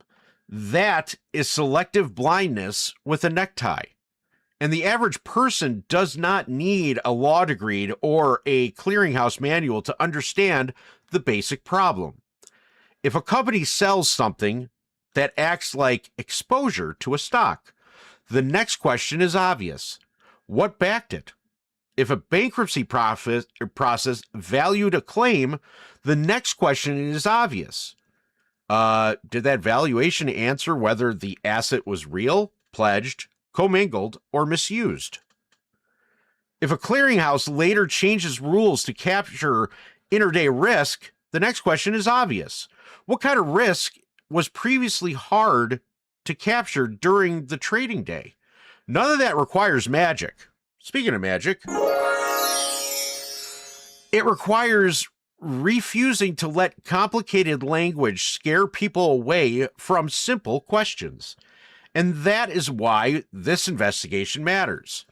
If tokenized AMC and GME existed in official material, if bankruptcy can reduce broader misconduct questions into claim math, and if the OCC letter acknowledged intraday option risk gaps, then retail is not crazy for asking whether hidden synthetic pressure, backing chain failures, clearing member exposure, or routing opacity helped shape what happened after AMC's June 21st run. Maybe the missing records proved everything was clean. Fine. Then show them. Show the backing schedules, show the custody records, show the collateral agreements, show the redemption terms, show clearing member exposure, show the routing invoices, show the OPRA, give up IDs and the cat hedge trades. If the pipes were clean, opening the well should not scare anyone.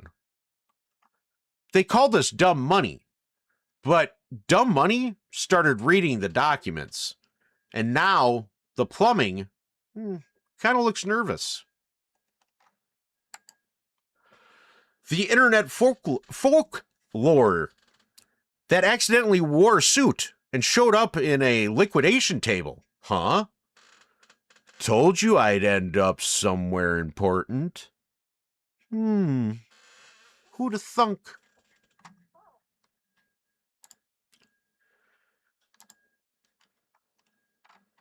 The lazy talking point was always the same. Tokenized AMC, GME, we're just internet folklore. Some ape campfire story, some trust me bro fairy tale passed around by people who were supposedly do not understand markets. That was cute, very cute actually. The problem with that argument is that it ran headfirst into paperwork. Not a meme, not a screenshot from somebody's cousin Discord. Paperwork. The kind of boring official paperwork that usually walks into the room wearing a gray suit, carrying a binder, and ruining everybody's attempt to pretend nothing happened.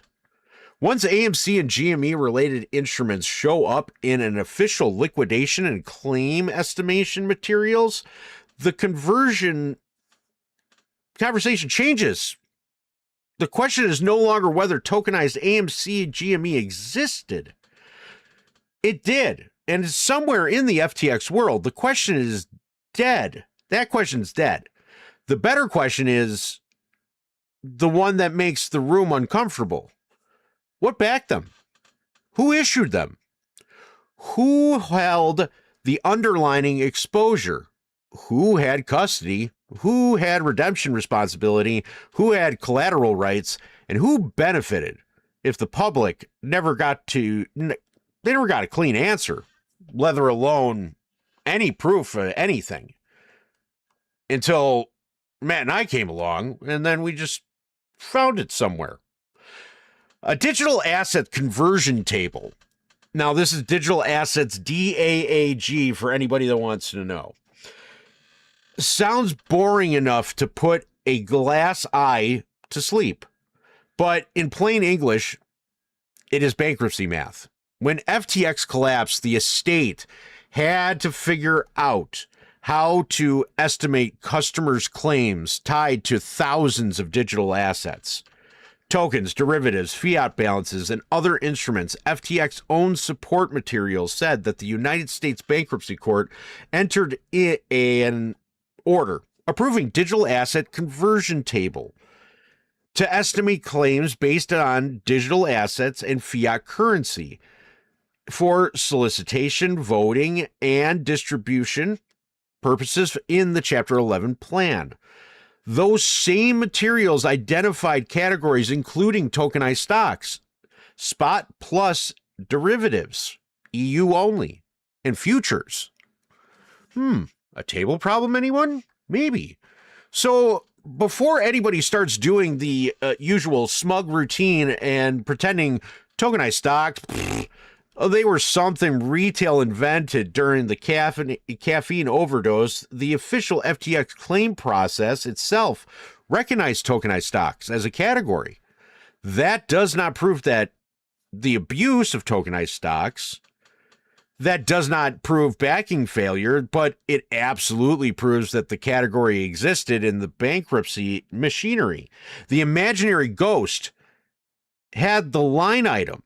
Funny how that happens. The PwC FTX digital market liquidation materials make the problem even harder to ignore. Those materials included a request for approval of an estimation methodology with the digital asset conversion table attached as the tool for valuing claims tied to digital assets and fiat currency as of November 11th, 2022. Average person translation, the liquidation needed a way to value what customers had or claims they had after the FTX circus tent collapsed and the elephant started running through the exits. The table was not decoration. It was part of a claim estimate process. It was the kind of boring document they hope regular people like us, never read. Because boring documents are where the good stuff hides, with a fake mustache and a clipboard. And inside that PwC FTX digital market valuation table under tokenized stocks, the tickers are not whispering. They are standing there. They're waving. Hi, I'm here. Actually. Hi, I'm here. Right here. Look harder. They are standing there waving. The table lists AMC, value of $2.37, but 36639, Ape AMC with a value of 2.831, 2387. Hey, that ain't, man, I didn't realize, but that equaled 5 at one point. And GME with a value of 21.7725. Those are not random internet claims. Those are rows in liquidation valuation material. The same table separately lists AMC 1230 in the futures section with a value of $6.65. And GME 1230 also appeared in the futures section with a value of 27.725. Let's that breathe for a second. There's actual money behind this. AMC, Ape AMC, GME show up under tokenized stocks. AMC 1230 and GME 1230 show up in futures. So when someone says you people are crazy, tokenized AMC, GME were never real, the answer is not to scream louder. The answer is to point at a table and ask why the official liquidation materials are spelling the tickets.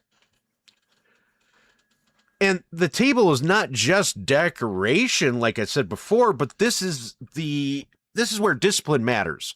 The table does not prove that tokenized AMC and GME were backed 1-for-1 by real shares. It does not prove that the tokens were backed. It does not prove that they were used as fake locates.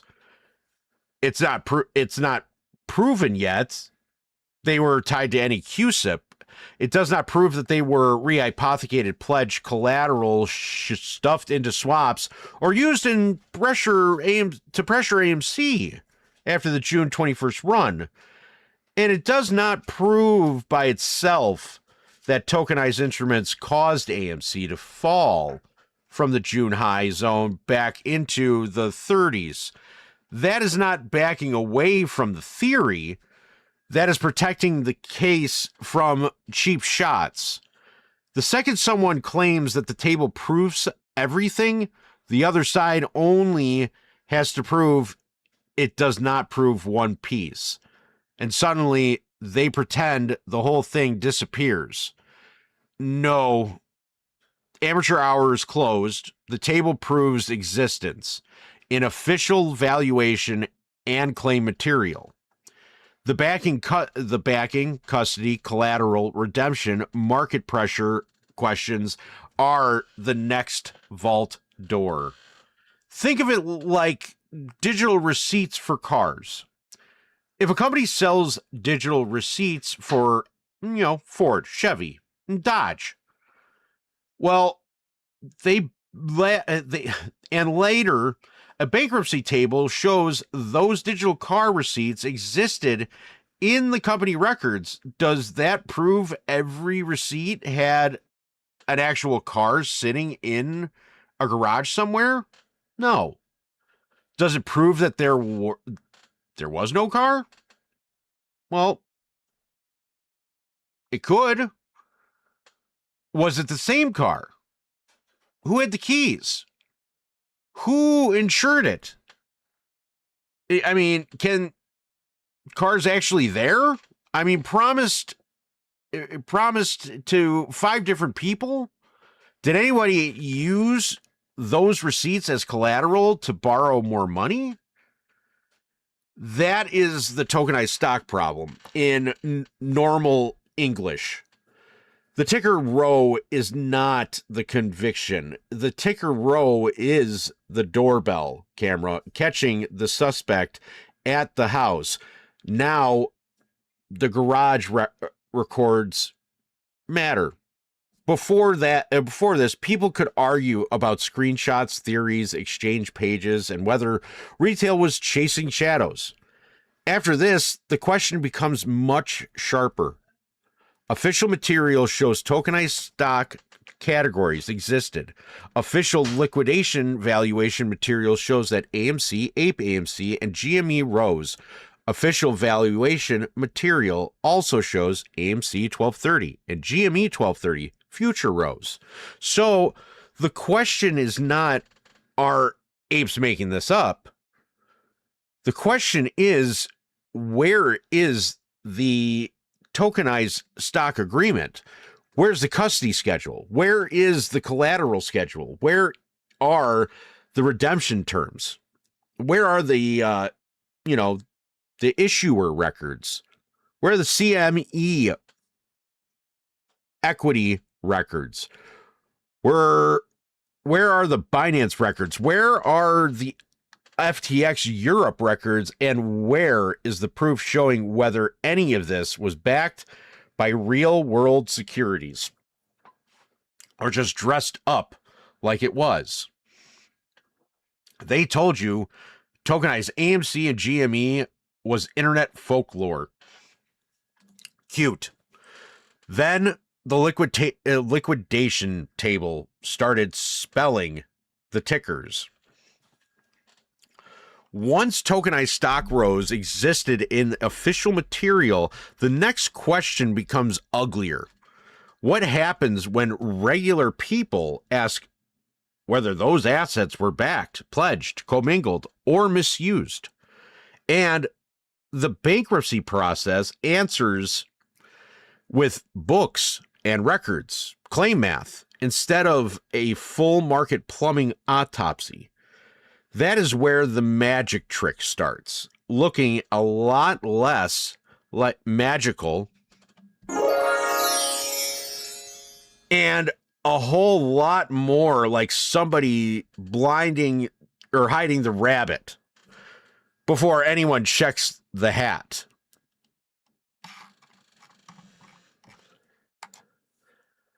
Books and records? Magic wand? Were the assets real? Shh. Here's your claim math. Can't teach you out loud. Gotta whisper. The objection, reality in the record. Where did the assets go? Well, they're in the record. How about the claim form? Might be in the record too. Creditor warning wanting answers? It's probably in the record. Retail investors not amused? No, because they want the record. Is this a joke? No, we want the record. Black coffee, blacker truths. Where's the record?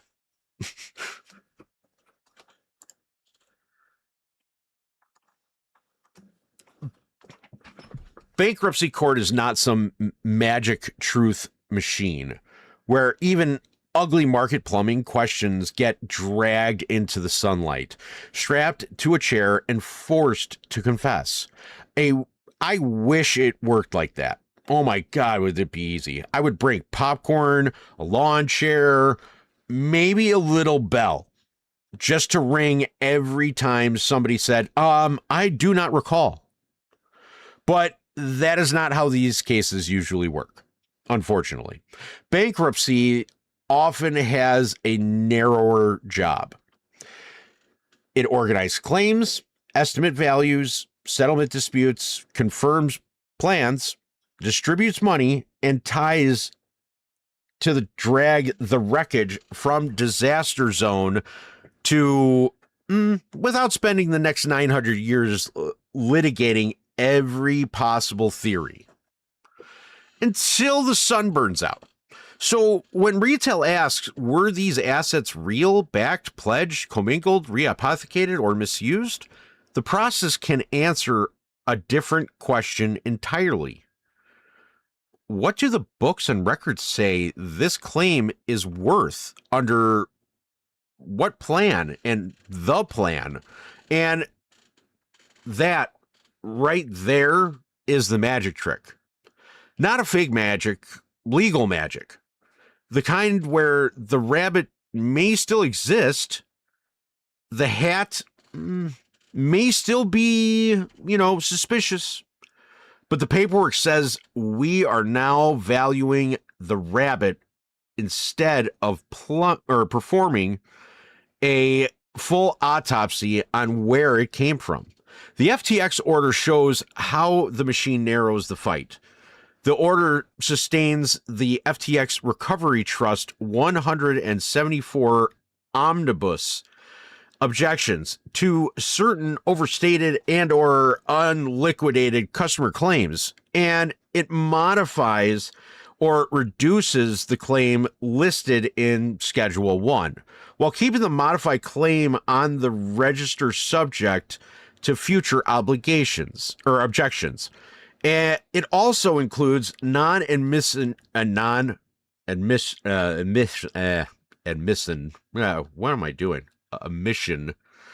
language saying nothing in the object or order should be treated as an admission about the amount, basis, validity, priority, enforceability, lien status, security interest, encumbrance waiver, or any claim that causes an action. In normal human language, the trust can reduce or modify claims without handling the public a full confession and every underlying theory, dispute, or dirty pipe behind the collapse. It is a court process, not a documentary confession booth. Matt was the one that, Matt, you want to chime everybody in about this? Because this was your great find on this one. Bing. Or he's taking a nap. I'm sorry, I was working on I'm researching while I'm listening, and I missed what subject you were at. We were talking about the FTX order and how all these massive amounts of claims that were on that bankruptcy.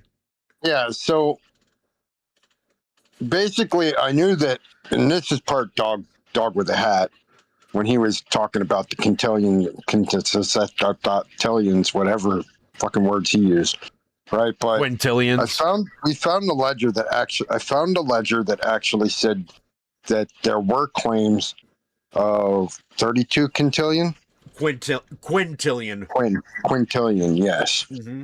And so the claims are different than court recognized. So everybody and their brother was claiming rights to damages and remedies for losses in the tokenized environment. But what you have to realize is that the offshore allowance for tokenization of equities as collateral total return swap created an environment where U.S. courts couldn't recognize remedial rights to these claims. So most of them were dismissed by the court. So I was like, okay, so we got this far. So now let's find out whose claims were dismissed and what was the nature of the claim and what was the court's finding and reasoning for dismissal. It was very interesting. And you can go pick up from there. So the schedule language is where the trick becomes easier to see. The FTX Recovery Trust says that it filed proof of claim, related materials, and the debitors' books and records, and based on the review, certain customers asserted cryptocurrency quantities or fiat amounts did not match what the books and records show. Now, these guys were notoriously, I mean, just hiding. You pretty much said it in your comment right over here. QuickBooks. They were awful. They made QuickBooks look good. So that's how bad this company was, which is apples and oranges aren't the same. And no matter how many times you call an orange an apple, it's still an orange. It sure damn is. So the trust sought to modify asserted claims to match the books and records. And that sounds neat and tidy, almost comforting. Do not worry, citizens. The ledger has spoken. But the same schedule language also says broader allegations tied to actual or purported fraud. Yeah. Now, I want to jump back in here quick to explain that. Because what it basically is that if you offshore tokenize an equity, a U.S. market equity, and now you're in U.S. court trying to get remedial claim for that loss of value. Good luck. Through a total return swap or an exchange transaction that was legal in your jurisdiction, but not legal in the court's jurisdiction for reward because it wasn't legal yet at the time in the U.S., did not recognize tokenization of traditional securities in a swap equity labeled environment, legal environment. A derivative. So the court couldn't legally authorize remedy on what in the U.S. was an illegal contract condition. Illegal derivative. To make it easy, just so everybody can kind of just connect the dots and say, you have to remember at the time that there was no reporting system. There was no asset label or equity label to tokens yet or crypto. It was the Wild West yet. There was no reporting, no oversight, no insurance, no nothing. So to lay a claim because it was backed by a total return swap with an equity on a U.S. equity, the court had no jurisdictional right to reward an illegal contract. They didn't know how much it could even actually be valued for. So these derivatives that were basically put into, that market were all handshake deals but amongst friends. Oh, and remind you that I was called crazy when I said they were doing this with our offshore stock. I didn't call you crazy, so I'm fine. Dude, you have no. I mean, I'm in the same boat. Oh man, you're making this shit up, or oh hey, you're gonna get kicked in the nuts today. Oh, don't worry, they're not gonna crack. I promise. That's not how that works, and that's not what they do. They wouldn't do that. No. I remember this day. I got into it with Mark Cuban. I got into it with Hampton. I got into it with all them fucking old time guys that used to come into our spaces in late 21, 22. But that's my favorite. You get the or so. Here's how this. Oh, Corbin was the fucking worst. Corbin Dallas. Unjust enrichments, misproportions, conversions, misconduct of former insiders, commingling, and misuse of customer deposits and corporate funds. Don't forget about disputes and about whether exchange assets was property of the debtors. Estates were handled through the plan and global settlement framework, limiting liability to allowed customer entitlement claims. Translation: a person could sit and screaming. Were my assets misused, commingled, stolen, pledged, treated like a casino chip in the back room, and the process can come back with, we reviewed your books and records and accounts. They say this, and the broader. I got to make a quick correction. It was Cordell. That was his name, Cordell. Oh, remember him? Please. No, I don't want to, but yeah, I remember him. The misconduct bucket. is handled under the settlement framework, and that may be legally efficient. It may even be necessary in a case that huge, but it does not answer the market plumbing question retail actually cares about. This is not an argument that the court is fake. That is not the point. And nobody should be allowed to twist it that way. The point is that the bankruptcy can solve one problem while leaving another problem alive. It can estimate claims without proving the entire asset backing claim or chain. And it can value a digital asset without, publicly proving whether every tokenized collateral or connected to the real world security in a way that affected markets. So for the average person, think of it like this. Imagine a hotel burns down and the insurance process side asks, what room were you in? What property the hotel records say you had? What payout category applies? And the process might determine your claim, but it does not answer or necessarily answer whether the wiring was faulty, whether somebody disabled the alarm, whether the fire doors were blocked, or whether the hotel manager was renting the same room to 4 different people on paper. That is the difference. FTX bankruptcy can tell creditors how claims were estimated, reduced. It can tell people what the books say. It can distribute money based on approvals or approved and mechanics. But that does not automatically answer the backing chain question for tokenized securities.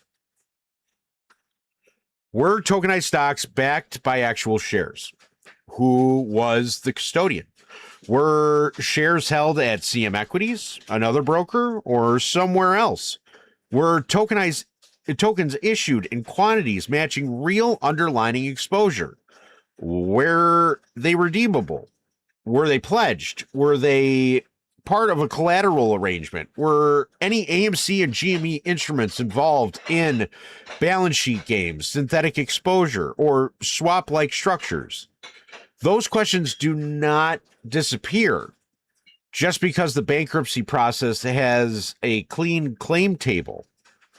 The table may tell you what a state was willing to recognize. It does not necessarily tell you what happened inside the pipe. That is why this is dangerous to the lazy official narrative.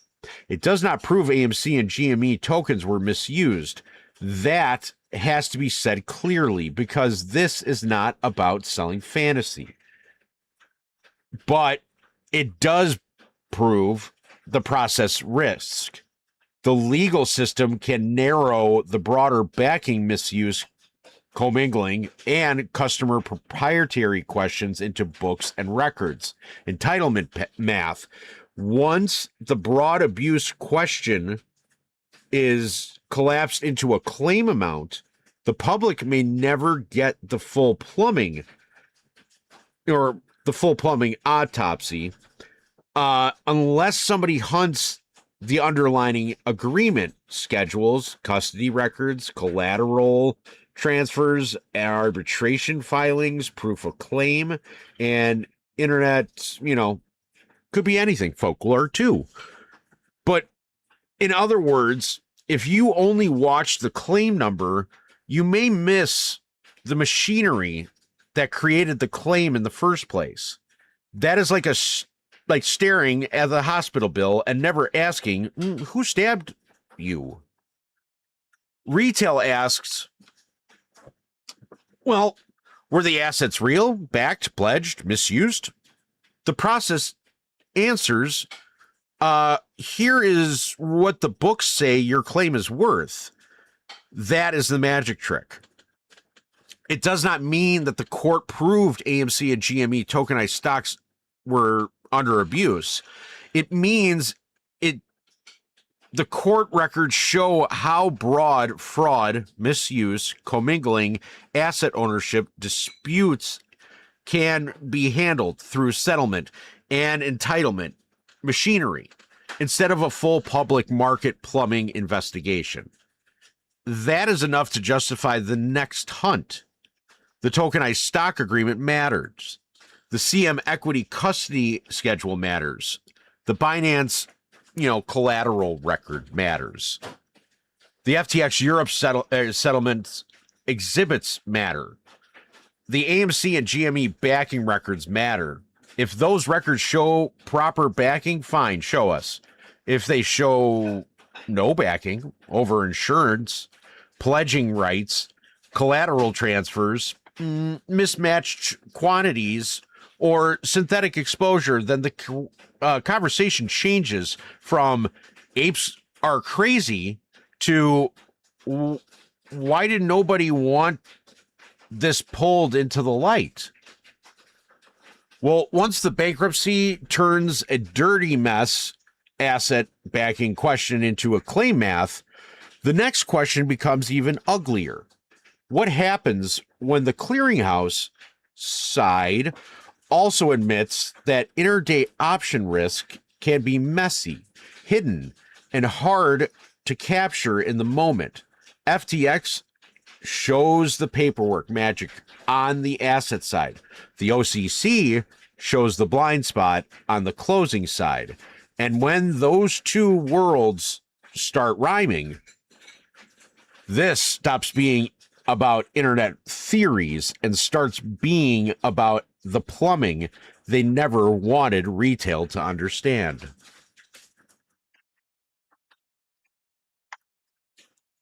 OCC, oops, we found a hole, and it was in the floor. Oh, we just noticed it today. Zero DTE options, margin call. Oh no, and today looked fine. Historical data said we'd be fine. Collateral, who approved this? Risk model, normal, fine, totally fine, send it. And peak, risk.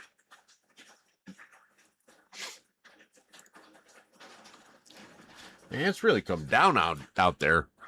The OCC did not come out and say, hey, everybody, AMC June 2nd, 2021, exposed. A hidden short gamma body in a basement. They did not name Citadel, Wolverine, Susquehanna, Jane Street, Robinhood, Mudrick, or any other firm as the culprit. They did not hand retail the member level margin file. Oprah gives up IDs or cat hedge trade map wrapped in a bow tie with a little apology note. But what OCC later acknowledges matters anyway. Intraday option risk can build inside the trading day. Stress clearing members, force hedging, trigger margin pressure, and then much cleaner later when the polite end of day paperwork shows up wearing a suit and pretending, it did not just leave a crime scene. Oh no. The OCC is the clearinghouse for listed options. If the option market is the casino floor, OCC is the part of the back office, making sure the chips settle, the winner gets paid, the loser posts collateral, and the whole place does not blow up when somebody's trade goes nuclear. When AMC ripped through major strike prices in June 21, the public could see the stock price. The public could see the volume. The public could see option activity, and it was exploding. What the public could not see was the clearing member pressure behind the curtain. Nobody outside the vault could see which firm had the biggest short gamma exposure, who had to buy shares to hedge. I have a theory, which we're going to go over in a little bit. Gamma exposure, who had to buy shares to hedge, which trades were executed through one broker and carried by another, or which position were built, transferred, closed, exercised, assigned, or cleaned up before the end of day snapshot. Retail was staring at smoke while the actual fire, there was an actual fire, it was in Bartlett, reported stayed locked inside the OCC, OPRA, and CAT records. Very convenient. Just a lot. Apparently, the market is transparent right up until transparency would become, I don't know, useful. So that's why the OCC later intraday risk records matter. The OCC information memo 55123 dated August 30th of 24 told clearing members about changes tied to OCC initiative to identify and collateralized exposure to intraday risk. So very interesting, just a lot. Intraday risk. And those records matter. The OCC information memo, there it is, dated August 30th, told clearing members about the changes tied to OCC initiative and to identify the collateralized exposure to intraday risk. The memo said that the OCC's existing watch level process monitored patterns of risk increasing activity to 0 days to expiration options. But the next phrase, filed as SR OCC 2024-010, would extend the approach to all clearing members and all products OCC clears, not just a narrow group based on net capital thresholds. That is the first sit up straight moment. This was not some imaginary concern from retail yelling in a corner. The OCC was telling clearing members it was formalizing an intraday risk charge margin add-on across the system. The memo said that the add-on would equal the average of the clearing member's account peak intraday risk increase over the previous month daily trading activity, and those daily peaks would be determined from risk snapshots generated at 20-minute intervals, capturing changes in clearing members' accounts during extended or intraday trading from approximately 12:30 a.m. to 3:15 p.m. Central Time. That's not poetry. That is a clearinghouse saying we need to measure risk while the monster is moving. Not just after, he sits down for the class picture. And that's the difference. The Federal Register noticed the OCC Amendment number 3 makes the problem even clearer. It explains that under the existing system, risk increases from intraday trading activity across products would only be captured one end of day position or trading activity across, end of day positions were established. That means margin calculations would not account for intraday risk increases from positions traded out of before the end of day record. It also says that the OCC portfolio revelations process for intraday margin calls was based on clearing members' start of day collateral deposits, which would not include margin for zero dates to expiration, options, or intraday positions. Let that land for a second. A position can be dangerous during a trading day, creating real risk while a stock is moving, and still not show. I'm blinking here, show up the same way, once the end of the day, time frame happened. That a little odd, because normally they should be the same. The snapshot has cleaned the kitchen and then thrown the bloody towels in the wash. That is the blind spot, and that is the hole in the floor. That does not mean the OCC confessed to AMC, no, but that is not what happened. And we are not going to lie just because the truth is less expensive than fantasy. What the OCC did acknowledge was that the structural risk problem that matches the type of event AMC June 2nd looks like from the outside, massive option activity, violent price movement, risk changing inside the day, hedging pressure, and public data that does not identify the clearing member actually holding the bag. The OCC proposal described calculating an intraday risk charge based on peak intraday risk increases. Originally looking at 20-minute snapshots over a broader overnight and intraday window before, amended versions narrowed the measurement window to 11 a.m. through 12:30 p.m. Central Time.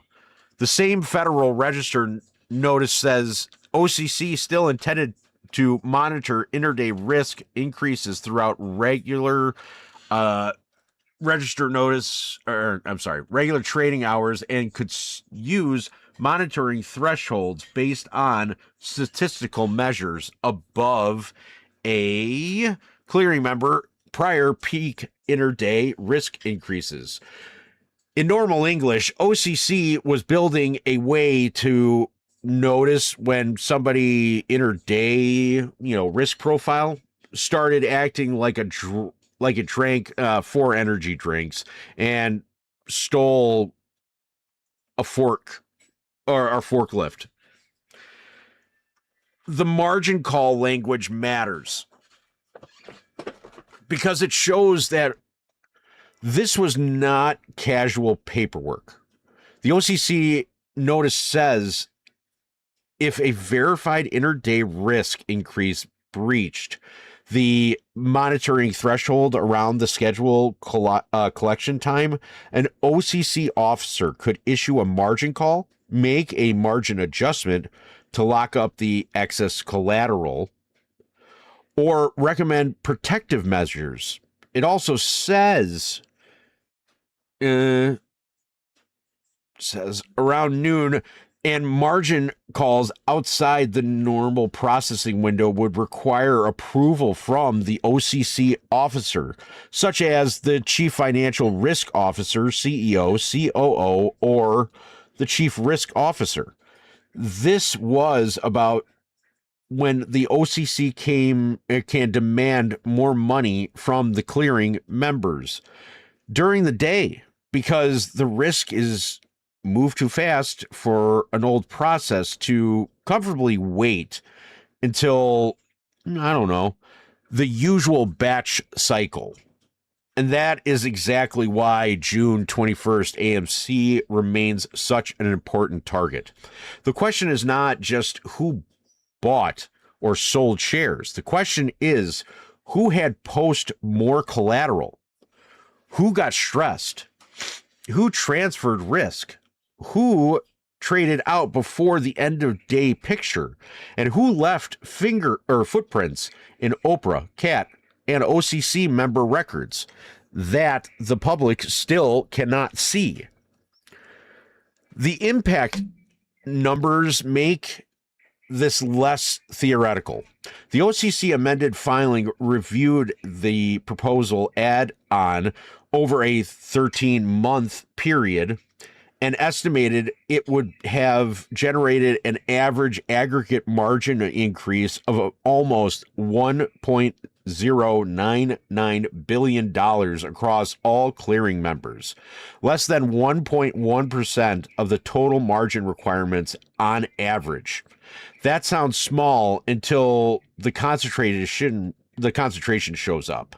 Of the 10 firms most impacted, those firms collectively represent about 73% of the additional margin that would have been assessed, with the average daily margin percentage increasing range from around 1% to less than 15%, or between 22 million and 315 million, based on September 23rd to September 24 data.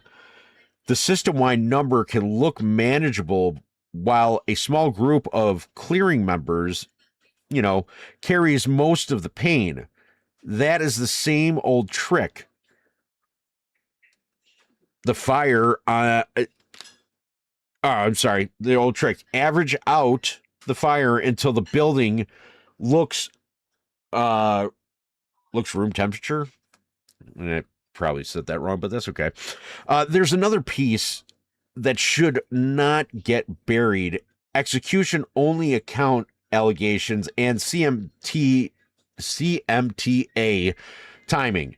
The Federal Register notice discussed how execution only clearing members that allocates trades before the measurement window might reduce intraday exposure for purposes of the charge. It also notes that the impact assessment does not account for potential behavior changes by clearing members, including allocating trades to other clearing members under OCC clearing member trade assignment rules.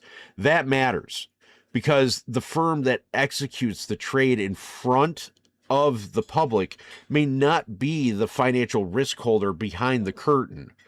The trade can be executed in one place, allocated through give up or CMTA mechanics, and carried somewhere else. So when people ask who did it, the answer may not be visible by staring at the front end trade. You need to give up IDs. You need the carrying clearing member.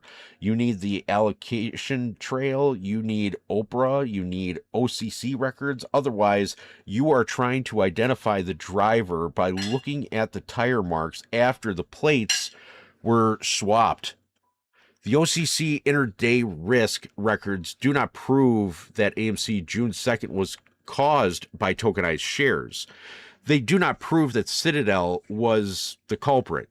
They do not prove Wolverine, Susquehanna, Jane Street, Robinhood, Mudrick, or anyone else carried the biggest AMC exposure.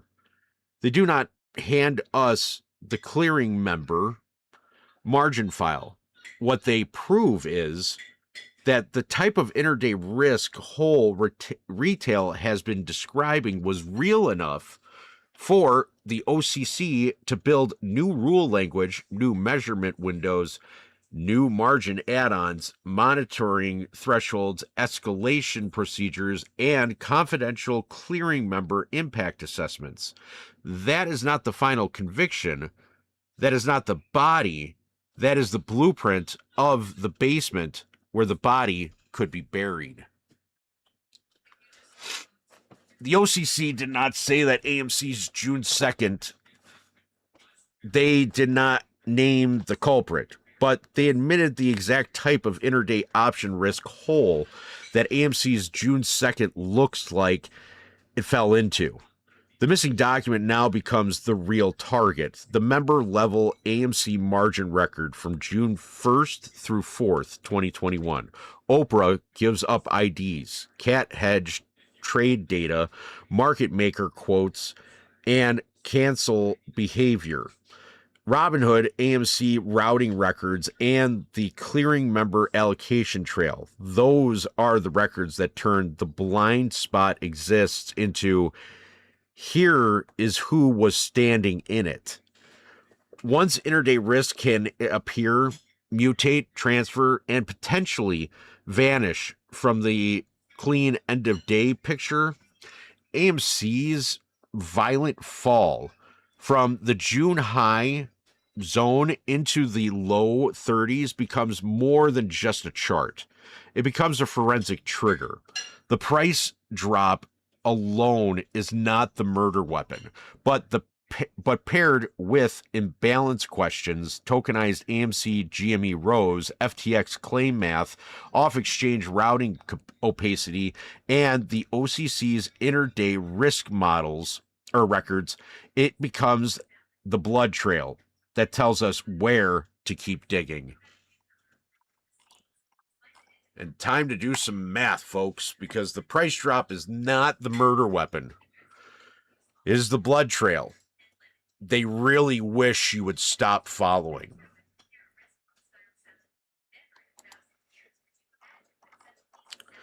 AMC's collapse from June 21 high zone into the low 30s is not by itself proof of tokenized abuse. Let's say that cleanly, so the professional goalpost movers do not pretend they discovered honesty for the first time.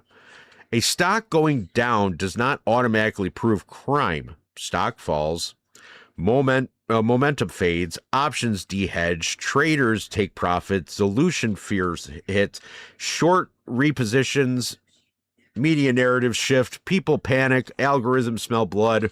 The market does what the market does, and sometimes the charts just fall down like stairs.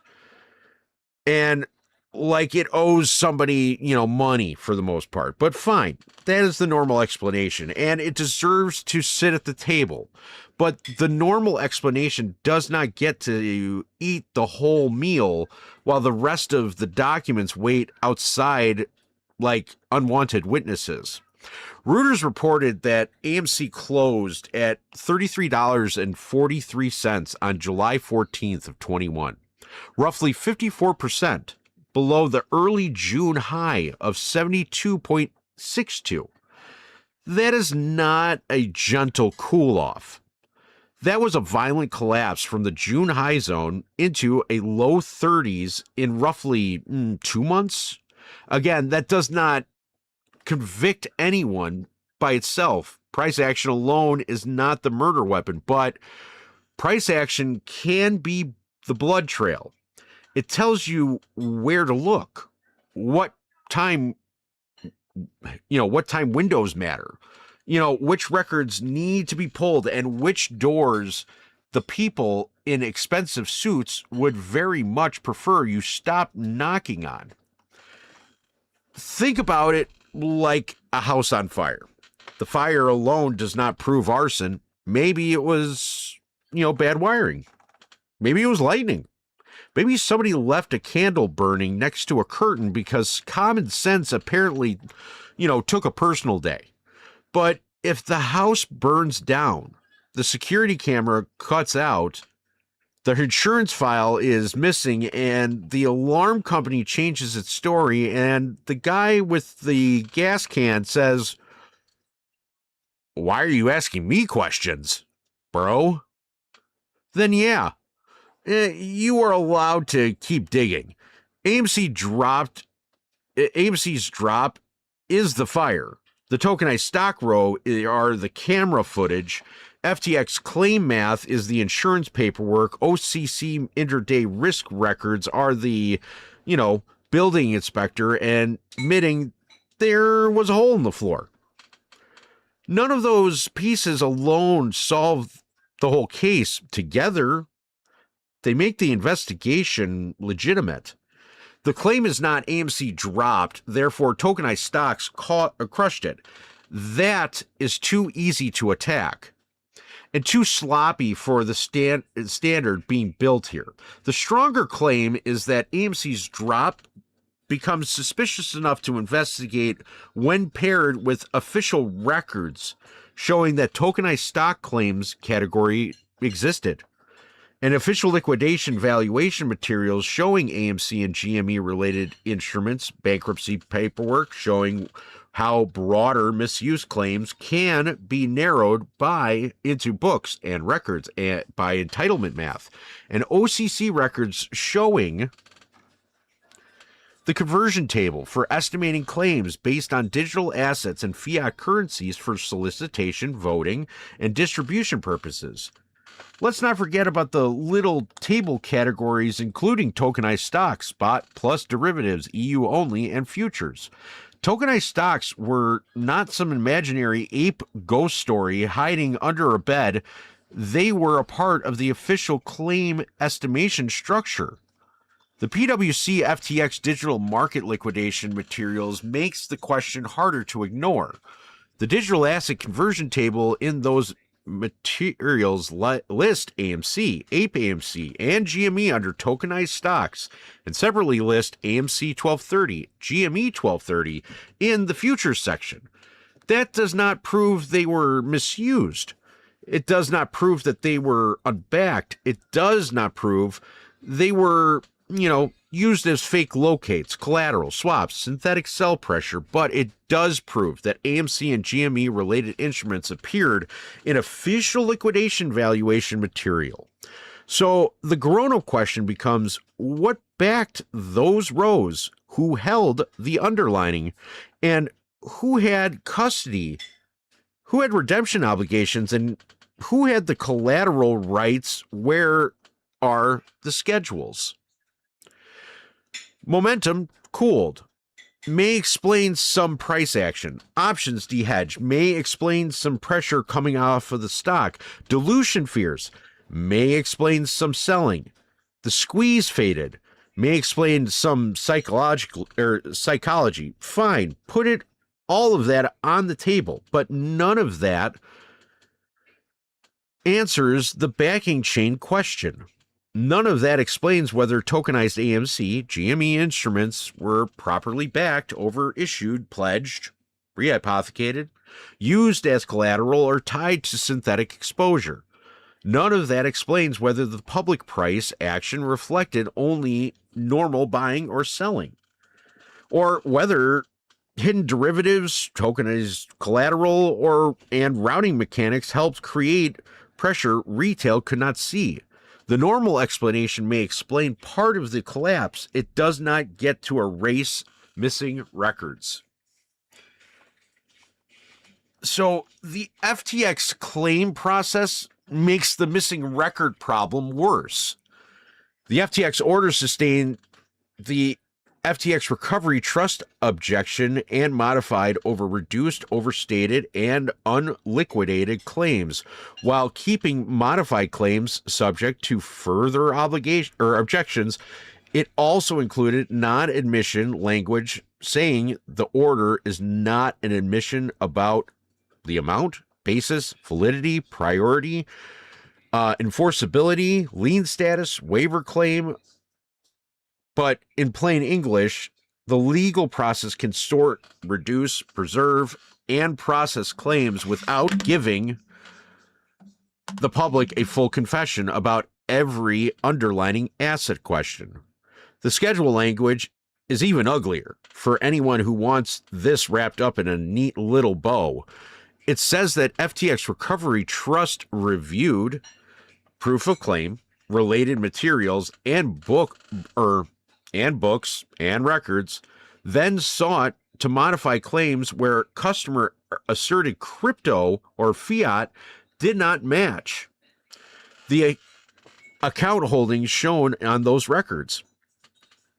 It also says that the broad categories like actual or purported fraud, misappropriation, conversion, inside misconduct, commingling, and misuse of customer deposits and corporate funds, and disputes about whether exchanged assets were estate property, were handled through the plan and global settlement framework, limiting liability to allow customers entitlement claims. That may be legally efficient for a giant bankruptcy, but it does not answer the market plumbing question retail is asking. Were tokenized securities backed, pledged, commingled, rehypothecated, or used as synthetic pressure? Books and records can sound clean while still leaving the real question alive. Imagine going to a mechanic and asking why your engine exploded, and he hands you a bill that says engine no longer functioning, amount due $4,000. Wonderful, thanks, Sherlock. But that does not tell you whether the oil was drained, the parts were swapped, the warning light was disabled, or somebody filled the thing with pancake syrup and called it premium maintenance. The claim math may tell you what the process recognized. It does not automatically tell you what happened in the machinery. That is the danger with tokenized stock claims. A valuation row does not prove backing. Claim estimates does not prove custody. A reduced claim does not prove the underlying instrument was clean, and the actual backing chain is still the missing piece. The OCC intraday risk records add another reason the chart alone is not enough. The OCC April 2025 Federal Register approval record describes an intraday risk charge calculated from previous month daily peak intraday risk increase based on 20-minute snapshots.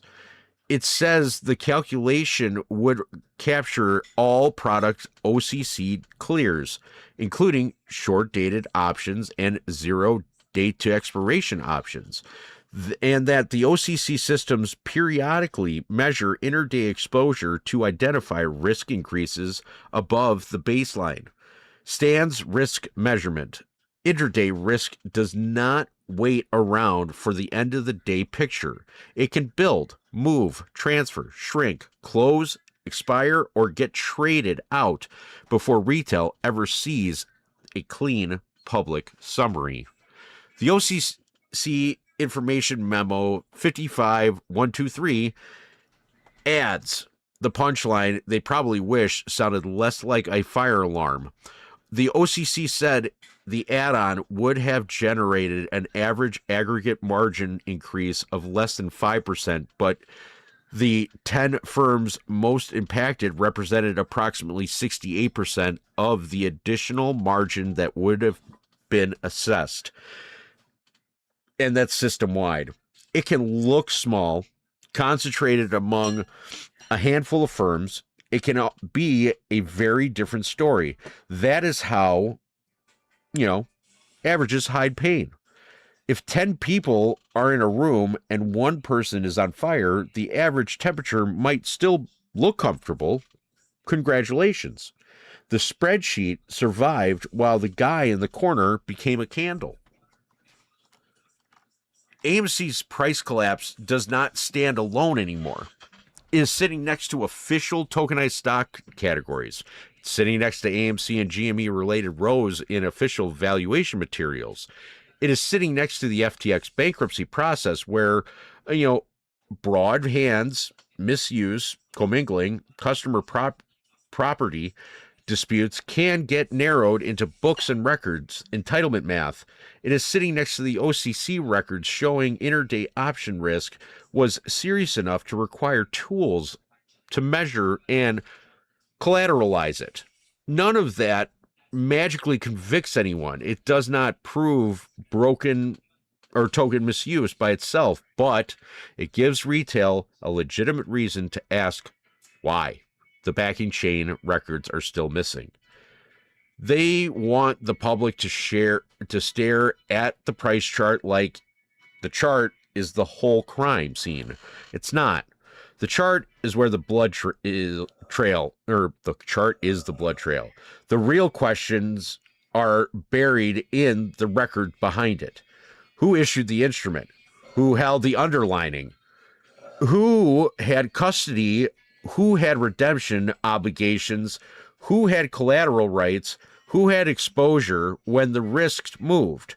Who got protected by opacity? And who got trapped by intraday risk? And why does every road that could answer those questions lead to records retail cannot access without a fight?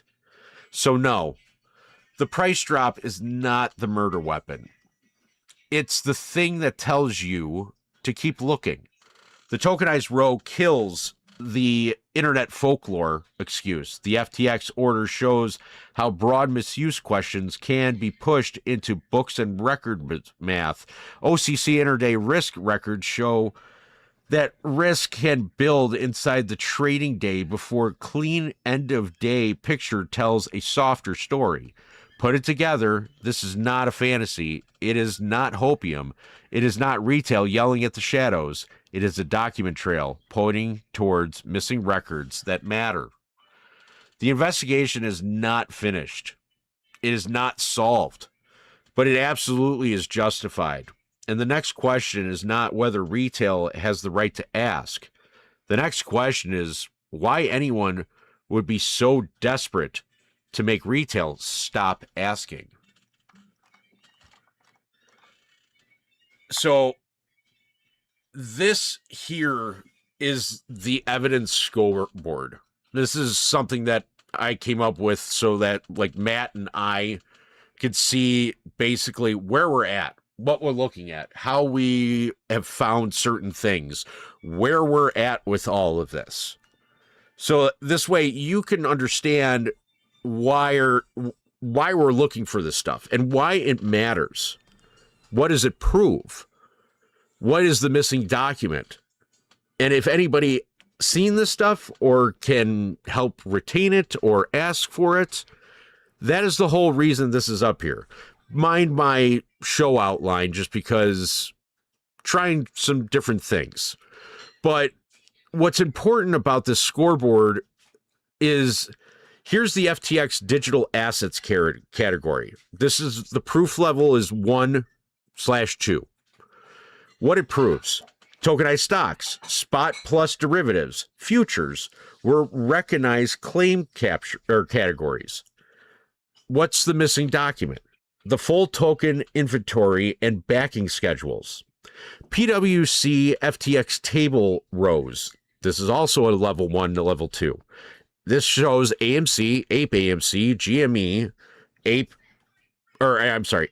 1230, GME 1230 appeared in official valuation rows.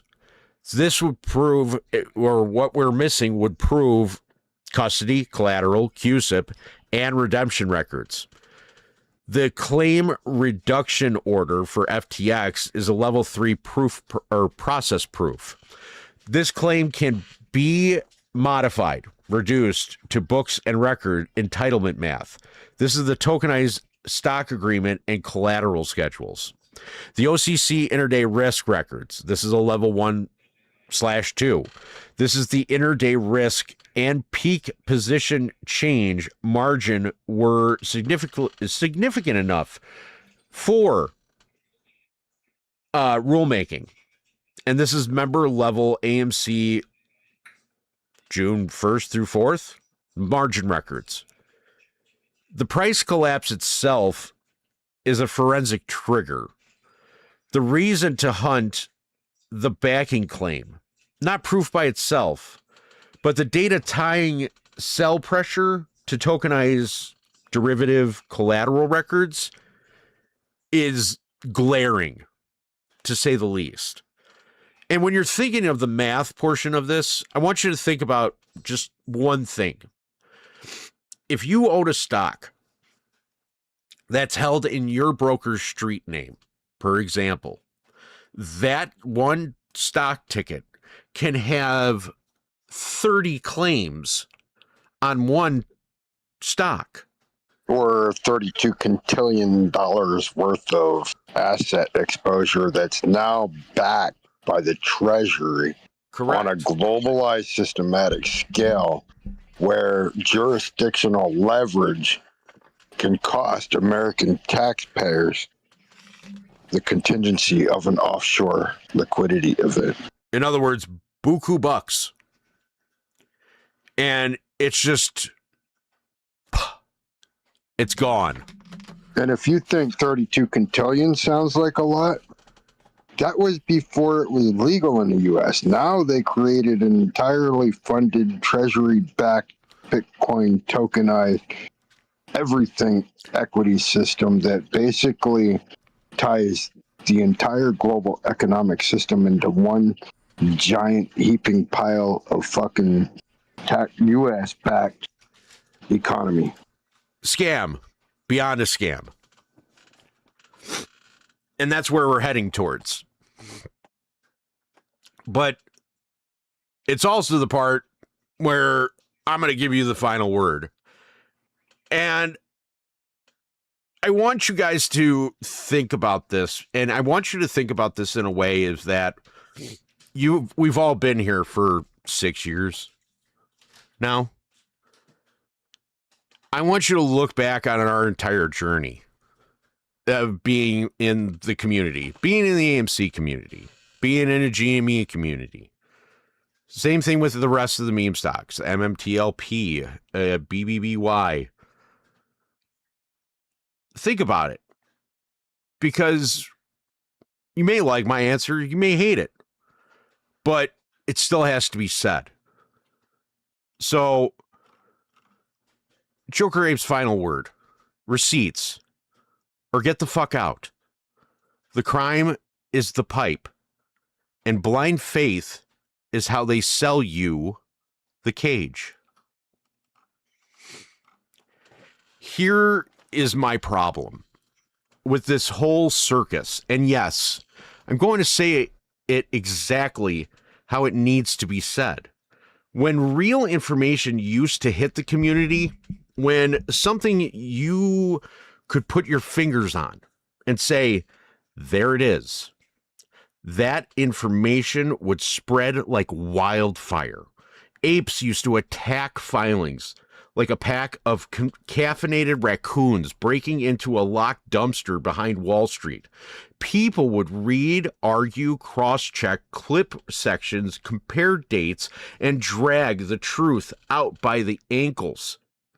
Now, somehow, in the same community that was built on show me proof, people are handing out blind faith to faceless accounts, anonymous voices, and people who have never shown their face, never sat in the fire, never taken the hits, and never had to explain their receipts while everybody watched.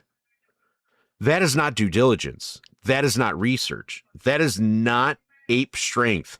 That is not financial bedtime story theater with a mystery narrative and a comment section.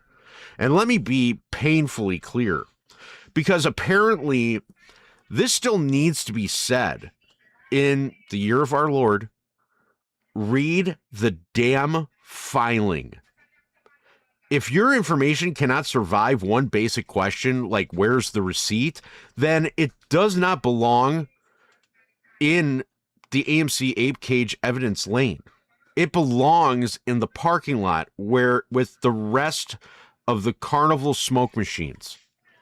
This community has been lectured for years by people who have said fundamentals were the whole story.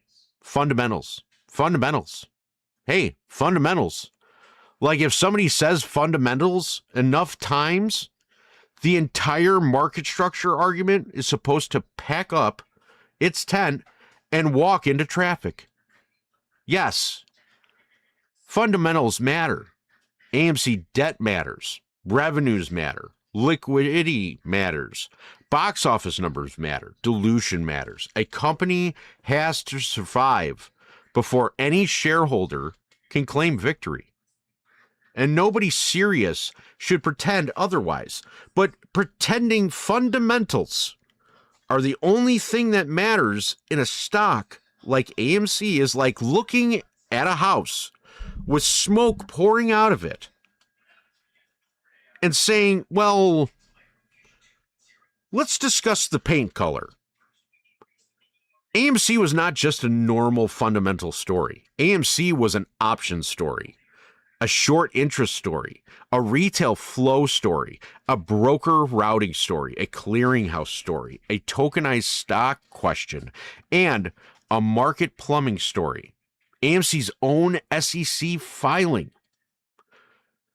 have warned that the stock price has been affected by trading dynamics beyond business fundamentals, A venture capital debt story.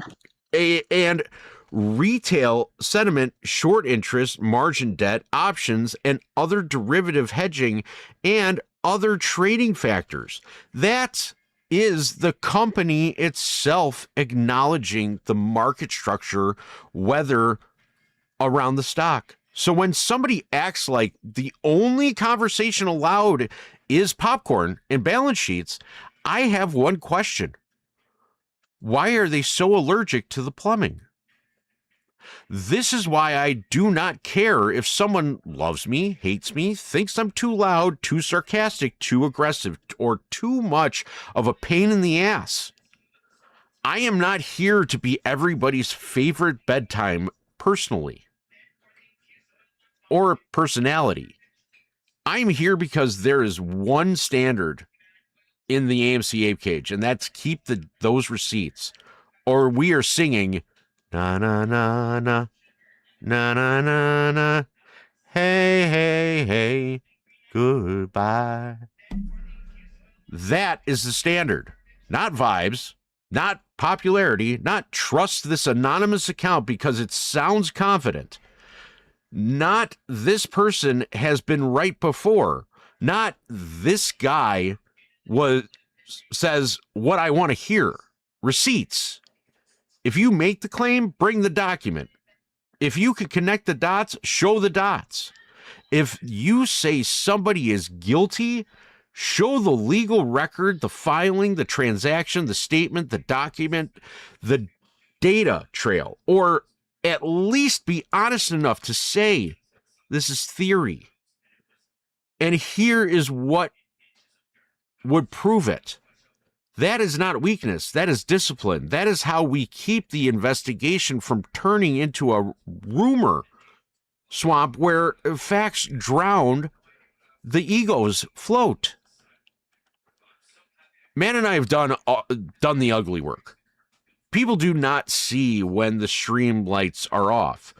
We're not the ugly work's far from over. Yeah, we're not talking about like some cute 20-minute skim while eating chips and pretending to be Woodward and Bernstein with brokerage accounts. I am talking about days of straight research, brutal 22, 26-hour grinds, digging through thousands of pages of court documents, filings, bankruptcy papers, claim schedules, SEC materials, OCC records, and whatever else had the nerve to exist in public where we could drag it into the light. We've gone through roughly 5,200 pages of court docs. Hell, because that is what it takes when the people who control the plumbing do not exactly leave the confession taped to the refrigerator. And that is the part I need people to understand. The work is not glamorous. It's not easy. It's not a quick viral post. Go ahead, man. The crazy thing is that it's so much easier now with AI to stumble on things that you would have never found on your own.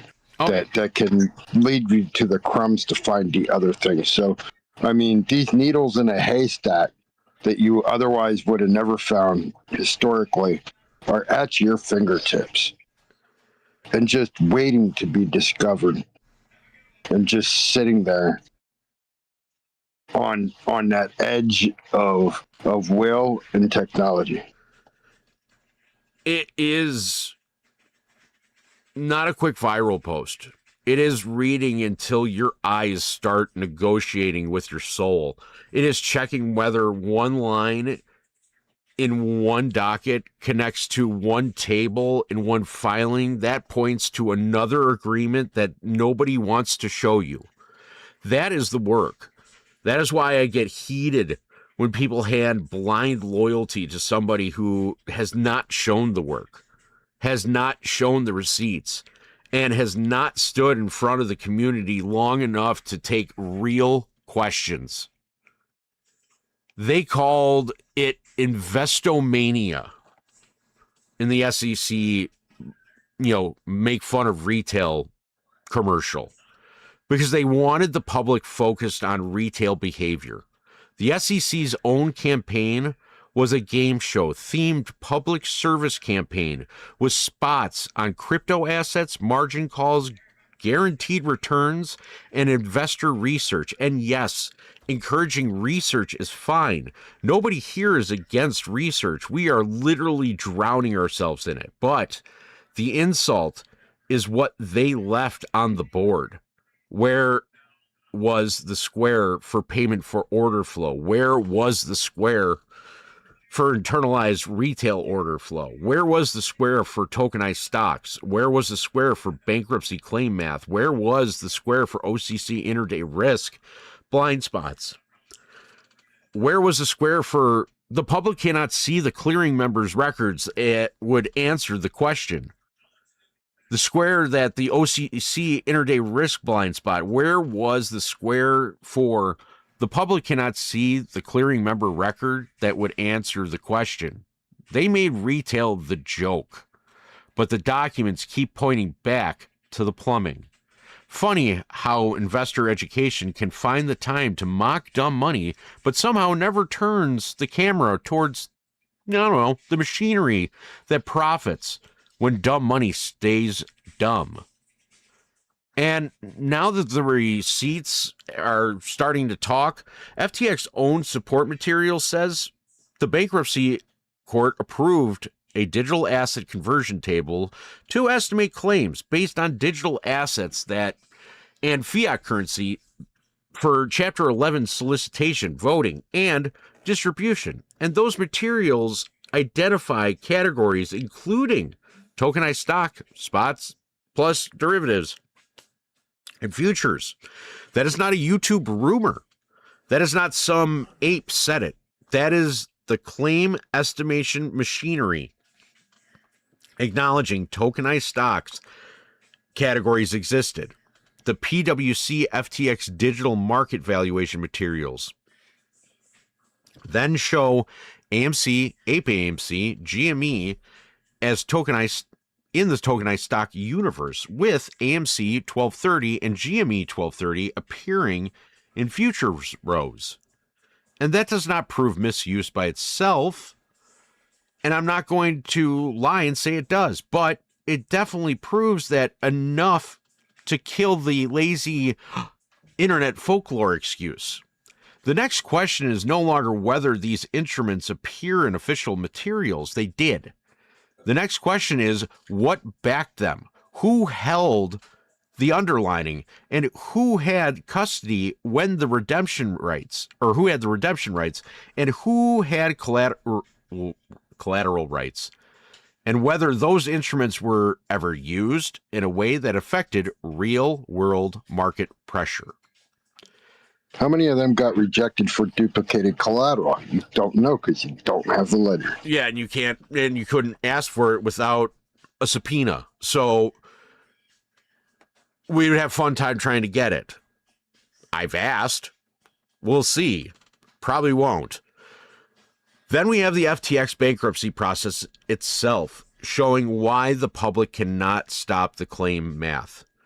The uploaded FTX order sustains that the FTX Recovery Trust objection to certain overstated or unliquidated customer claims modifies or reduces the claim listed in Schedule 1 and includes non-admission language saying the order should not be treated as an admission about the amount, basis, validity, priority, enforceability, lien status, or waiver of claim.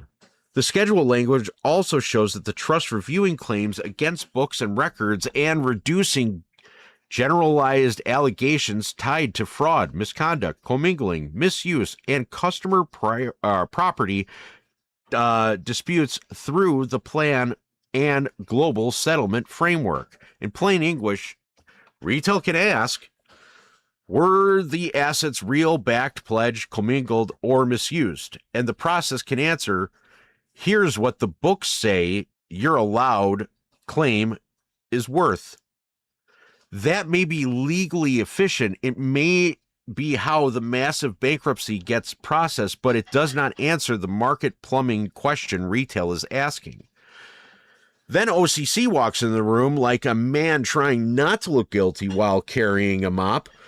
The OCC later acknowledged intraday risk concerns enough to justify now monitoring the collateral tools. OCC Information Memo 55123 describes intraday risk monitoring using peak intraday risk increases and said the 10 firms most impacted by the add-on represent approximately 68% of the additional margin that would have been assessed. That is a monster sentence because it tells you the pain was concentrated. System-wide averages can make the room look calm while 10 firms are sweating through their collars.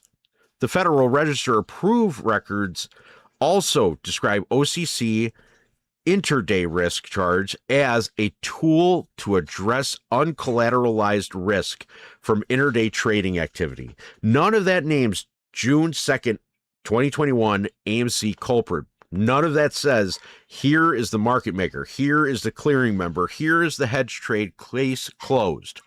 But it confirms the kind of intraday risk the whole we have been talking about is real, and real enough to require rulemaking. That means that the public chart is not enough. We need the member level record. OPRA gives up IDs, CAT, hedge trades, and routing data that retail does not get to see. That is the crime behind this. In my opinion, not just one villain standing in the middle of the street with a big marked crime, a bag marked crime, but a system built so the truth has to crawl through 10 private doors before it reaches the people paying the bill. The brokers point at the market maker. The market maker points at execution quality. The clearinghouse points at risk controls. The exchange points at rules. The bankruptcy estate points at books and records. The regulator points at the process. The company points at disclosure language. The media points at retail and says, look at those idiots. Everybody points somewhere else until the public gets tired, angry, broke, and divided.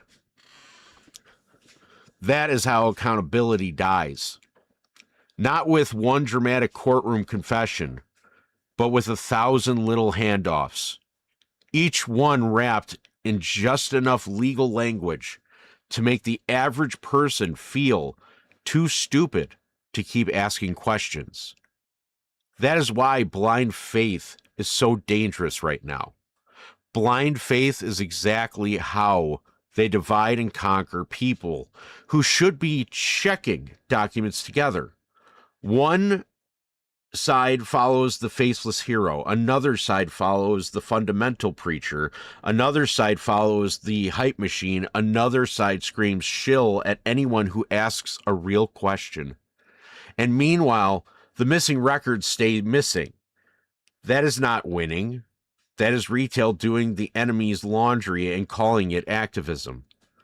I do not give a rat's ass who the person is, how confident they sound, or how many followers they have, or how well their story scratches the part of your brain that wants justice. If they cannot show receipts, they do not get a free pass. If they cannot separate proof from theory, they do not get to lead people into the fog. If they cannot admit what is missing, they are not doing research. They are selling comfort. Security James and Joker Ape are not asking people to worship us either. Good. Do not worship anybody. Challenge me. Challenge Matt. Challenge Chaotic. Challenge every document, every conclusion, every timeline, every source, every assumption. That is how the work gets stronger. But do not confuse questioning with sabotage. The old ape movement had fire because people were willing to learn. New people should not be called shills for asking questions. People who want receipts should not be treated like traitors. The only people who should be nervous are the ones making big claims with no backup. In this cage, the rule is simple. Show the receipt, grade the proof, name what is missing, and keep digging. So my final word is this. They called it Investomania because they wanted retail to be the joke.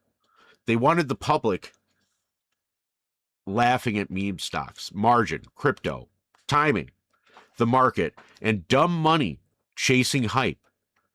But the documents are telling a different story. Tokenized stocks categories existed in official FTX claim material. AMC and GME related instruments appear in liquidation validation material. FTX bankruptcy records show how broad misuse questions can be narrowed into chain math.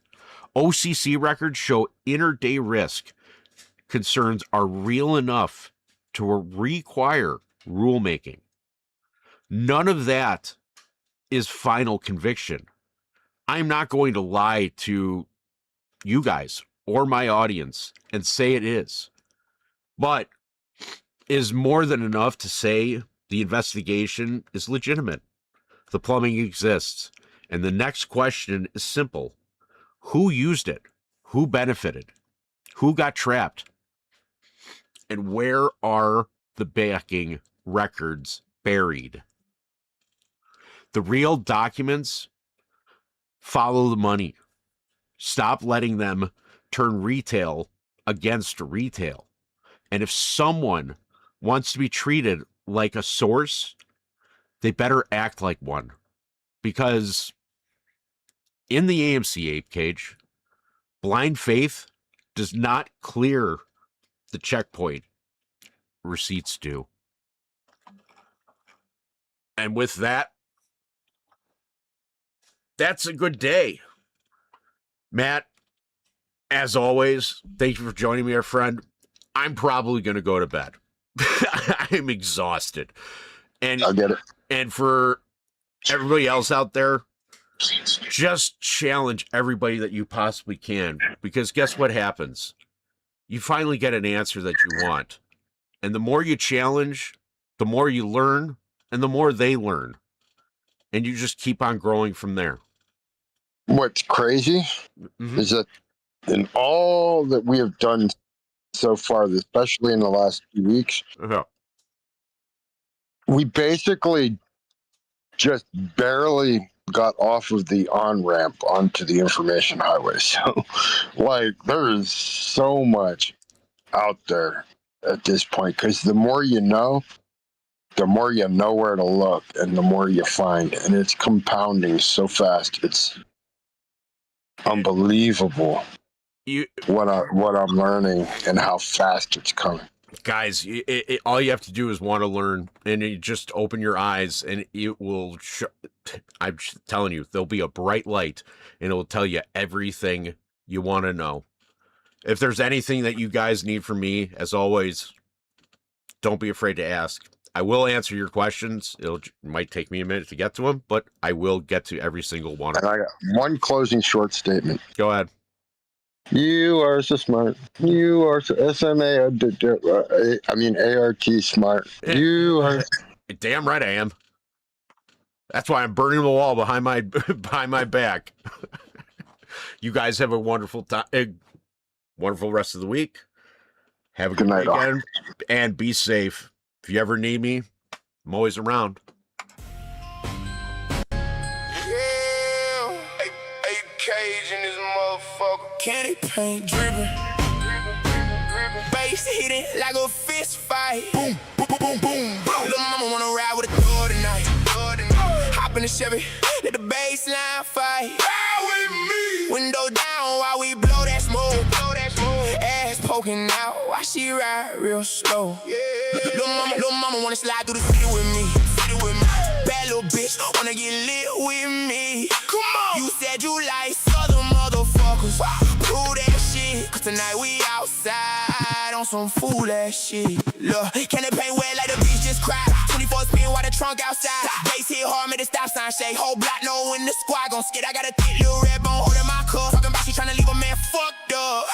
I said shit, that ain't my business though. Pass her the blunt, now she rolling slow. Gold in my mouth when I grin too hard. Valet nervous when I park that car. Middle of the summer with the top lean back. Whole club smell like loud and yak. Little mama bad with her jeans too tight. Talk slick and I'ma beat that up tonight. She said damn, you reckless as fuck. I said baby, that's why you stuck. Whole lot of ass in the parking lot. Whole lot of bass made the call out now. Whole lot of broke boys mad outside cause that girl tryna slide in the passenger. Someone wanna ride with a thug tonight. Hop in the Chevy, hit the baseline fight. Ride with me. Windows down while we blow that smoke. Ass poking out while she ride real slow. Yeah. Little mama wanna slide through the city with me. Bad little bitch wanna get lit with me. Come on. You said you like southern motherfuckers. Prove that shit. Cause tonight we outside on some fool ass shit. Big body Chevy with the suede inside. Rim so clean, make a man look fried. I got Henny in my cup and smoke in the air. Two bad bitches pulling all on my hair. Baseline nasty like the trunk got anger. Parking lot junk like a damn gang banger. I ain't tryna cuddle, I'm tryna vibe. Hit the room later if the move feel right. She like damn, why your voice so calm? Cause I done seen too much to panic mom. Whole squad outside looking dangerous. Girls go crazy when the chain swing stainless. You can bring your friend and she thick too. Backseat lit like a damn strip room. Neon lights on the chrome all shining. Whole damn block hit a sun start whining. Police ride past but they don't say shit. Cause the whole damn city know the motherfuckers wide. I got one hand gripping wood grain steering. Other hand on the thigh while the baseline tearing. Ride slow, ride slow, bass low, bass low, bass low, bass low. Ride slow, ride slow, bass slow, bass low, bass low, bass.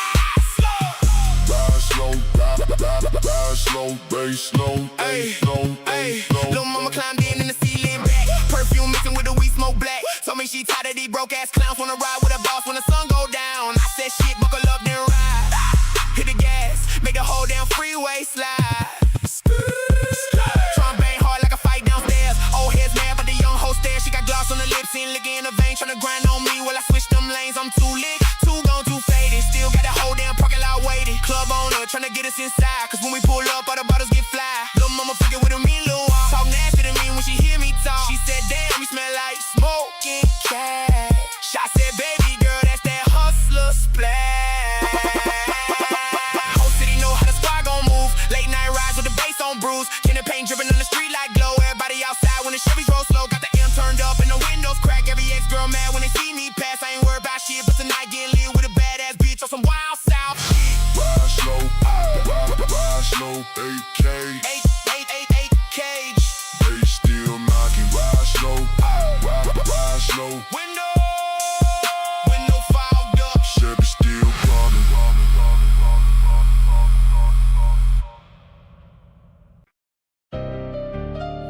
Security James, Joker 8, Southside and Northbrook, down.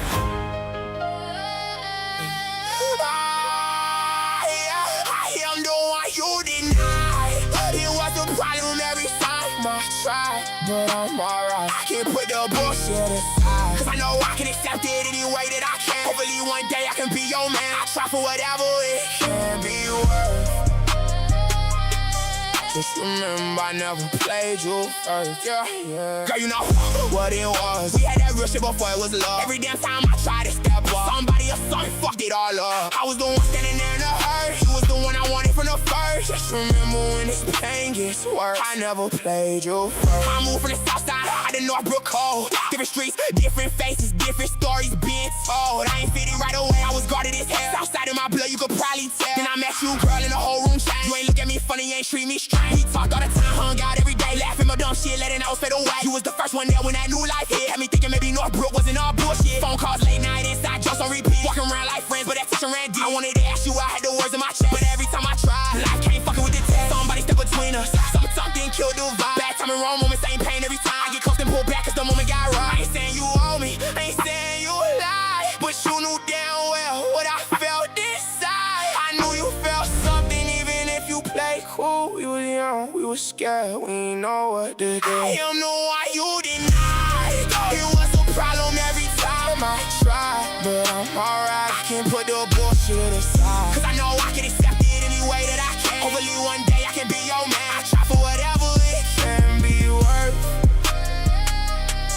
Just remember I never played you first, yeah. Girl, you know what it was. We had that real shit before it was love. Every damn time I tried to step up, somebody or something fucked it all up. I was the one standing there in the hurt. You was the one I wanted from the first. Just remember when this pain gets worse, I never played you. You was the girl I kept thinking about, even when I acted tough. I had that south side on my own, but with you it wasn't enough. You got past the attitude, past the jokes and the pride.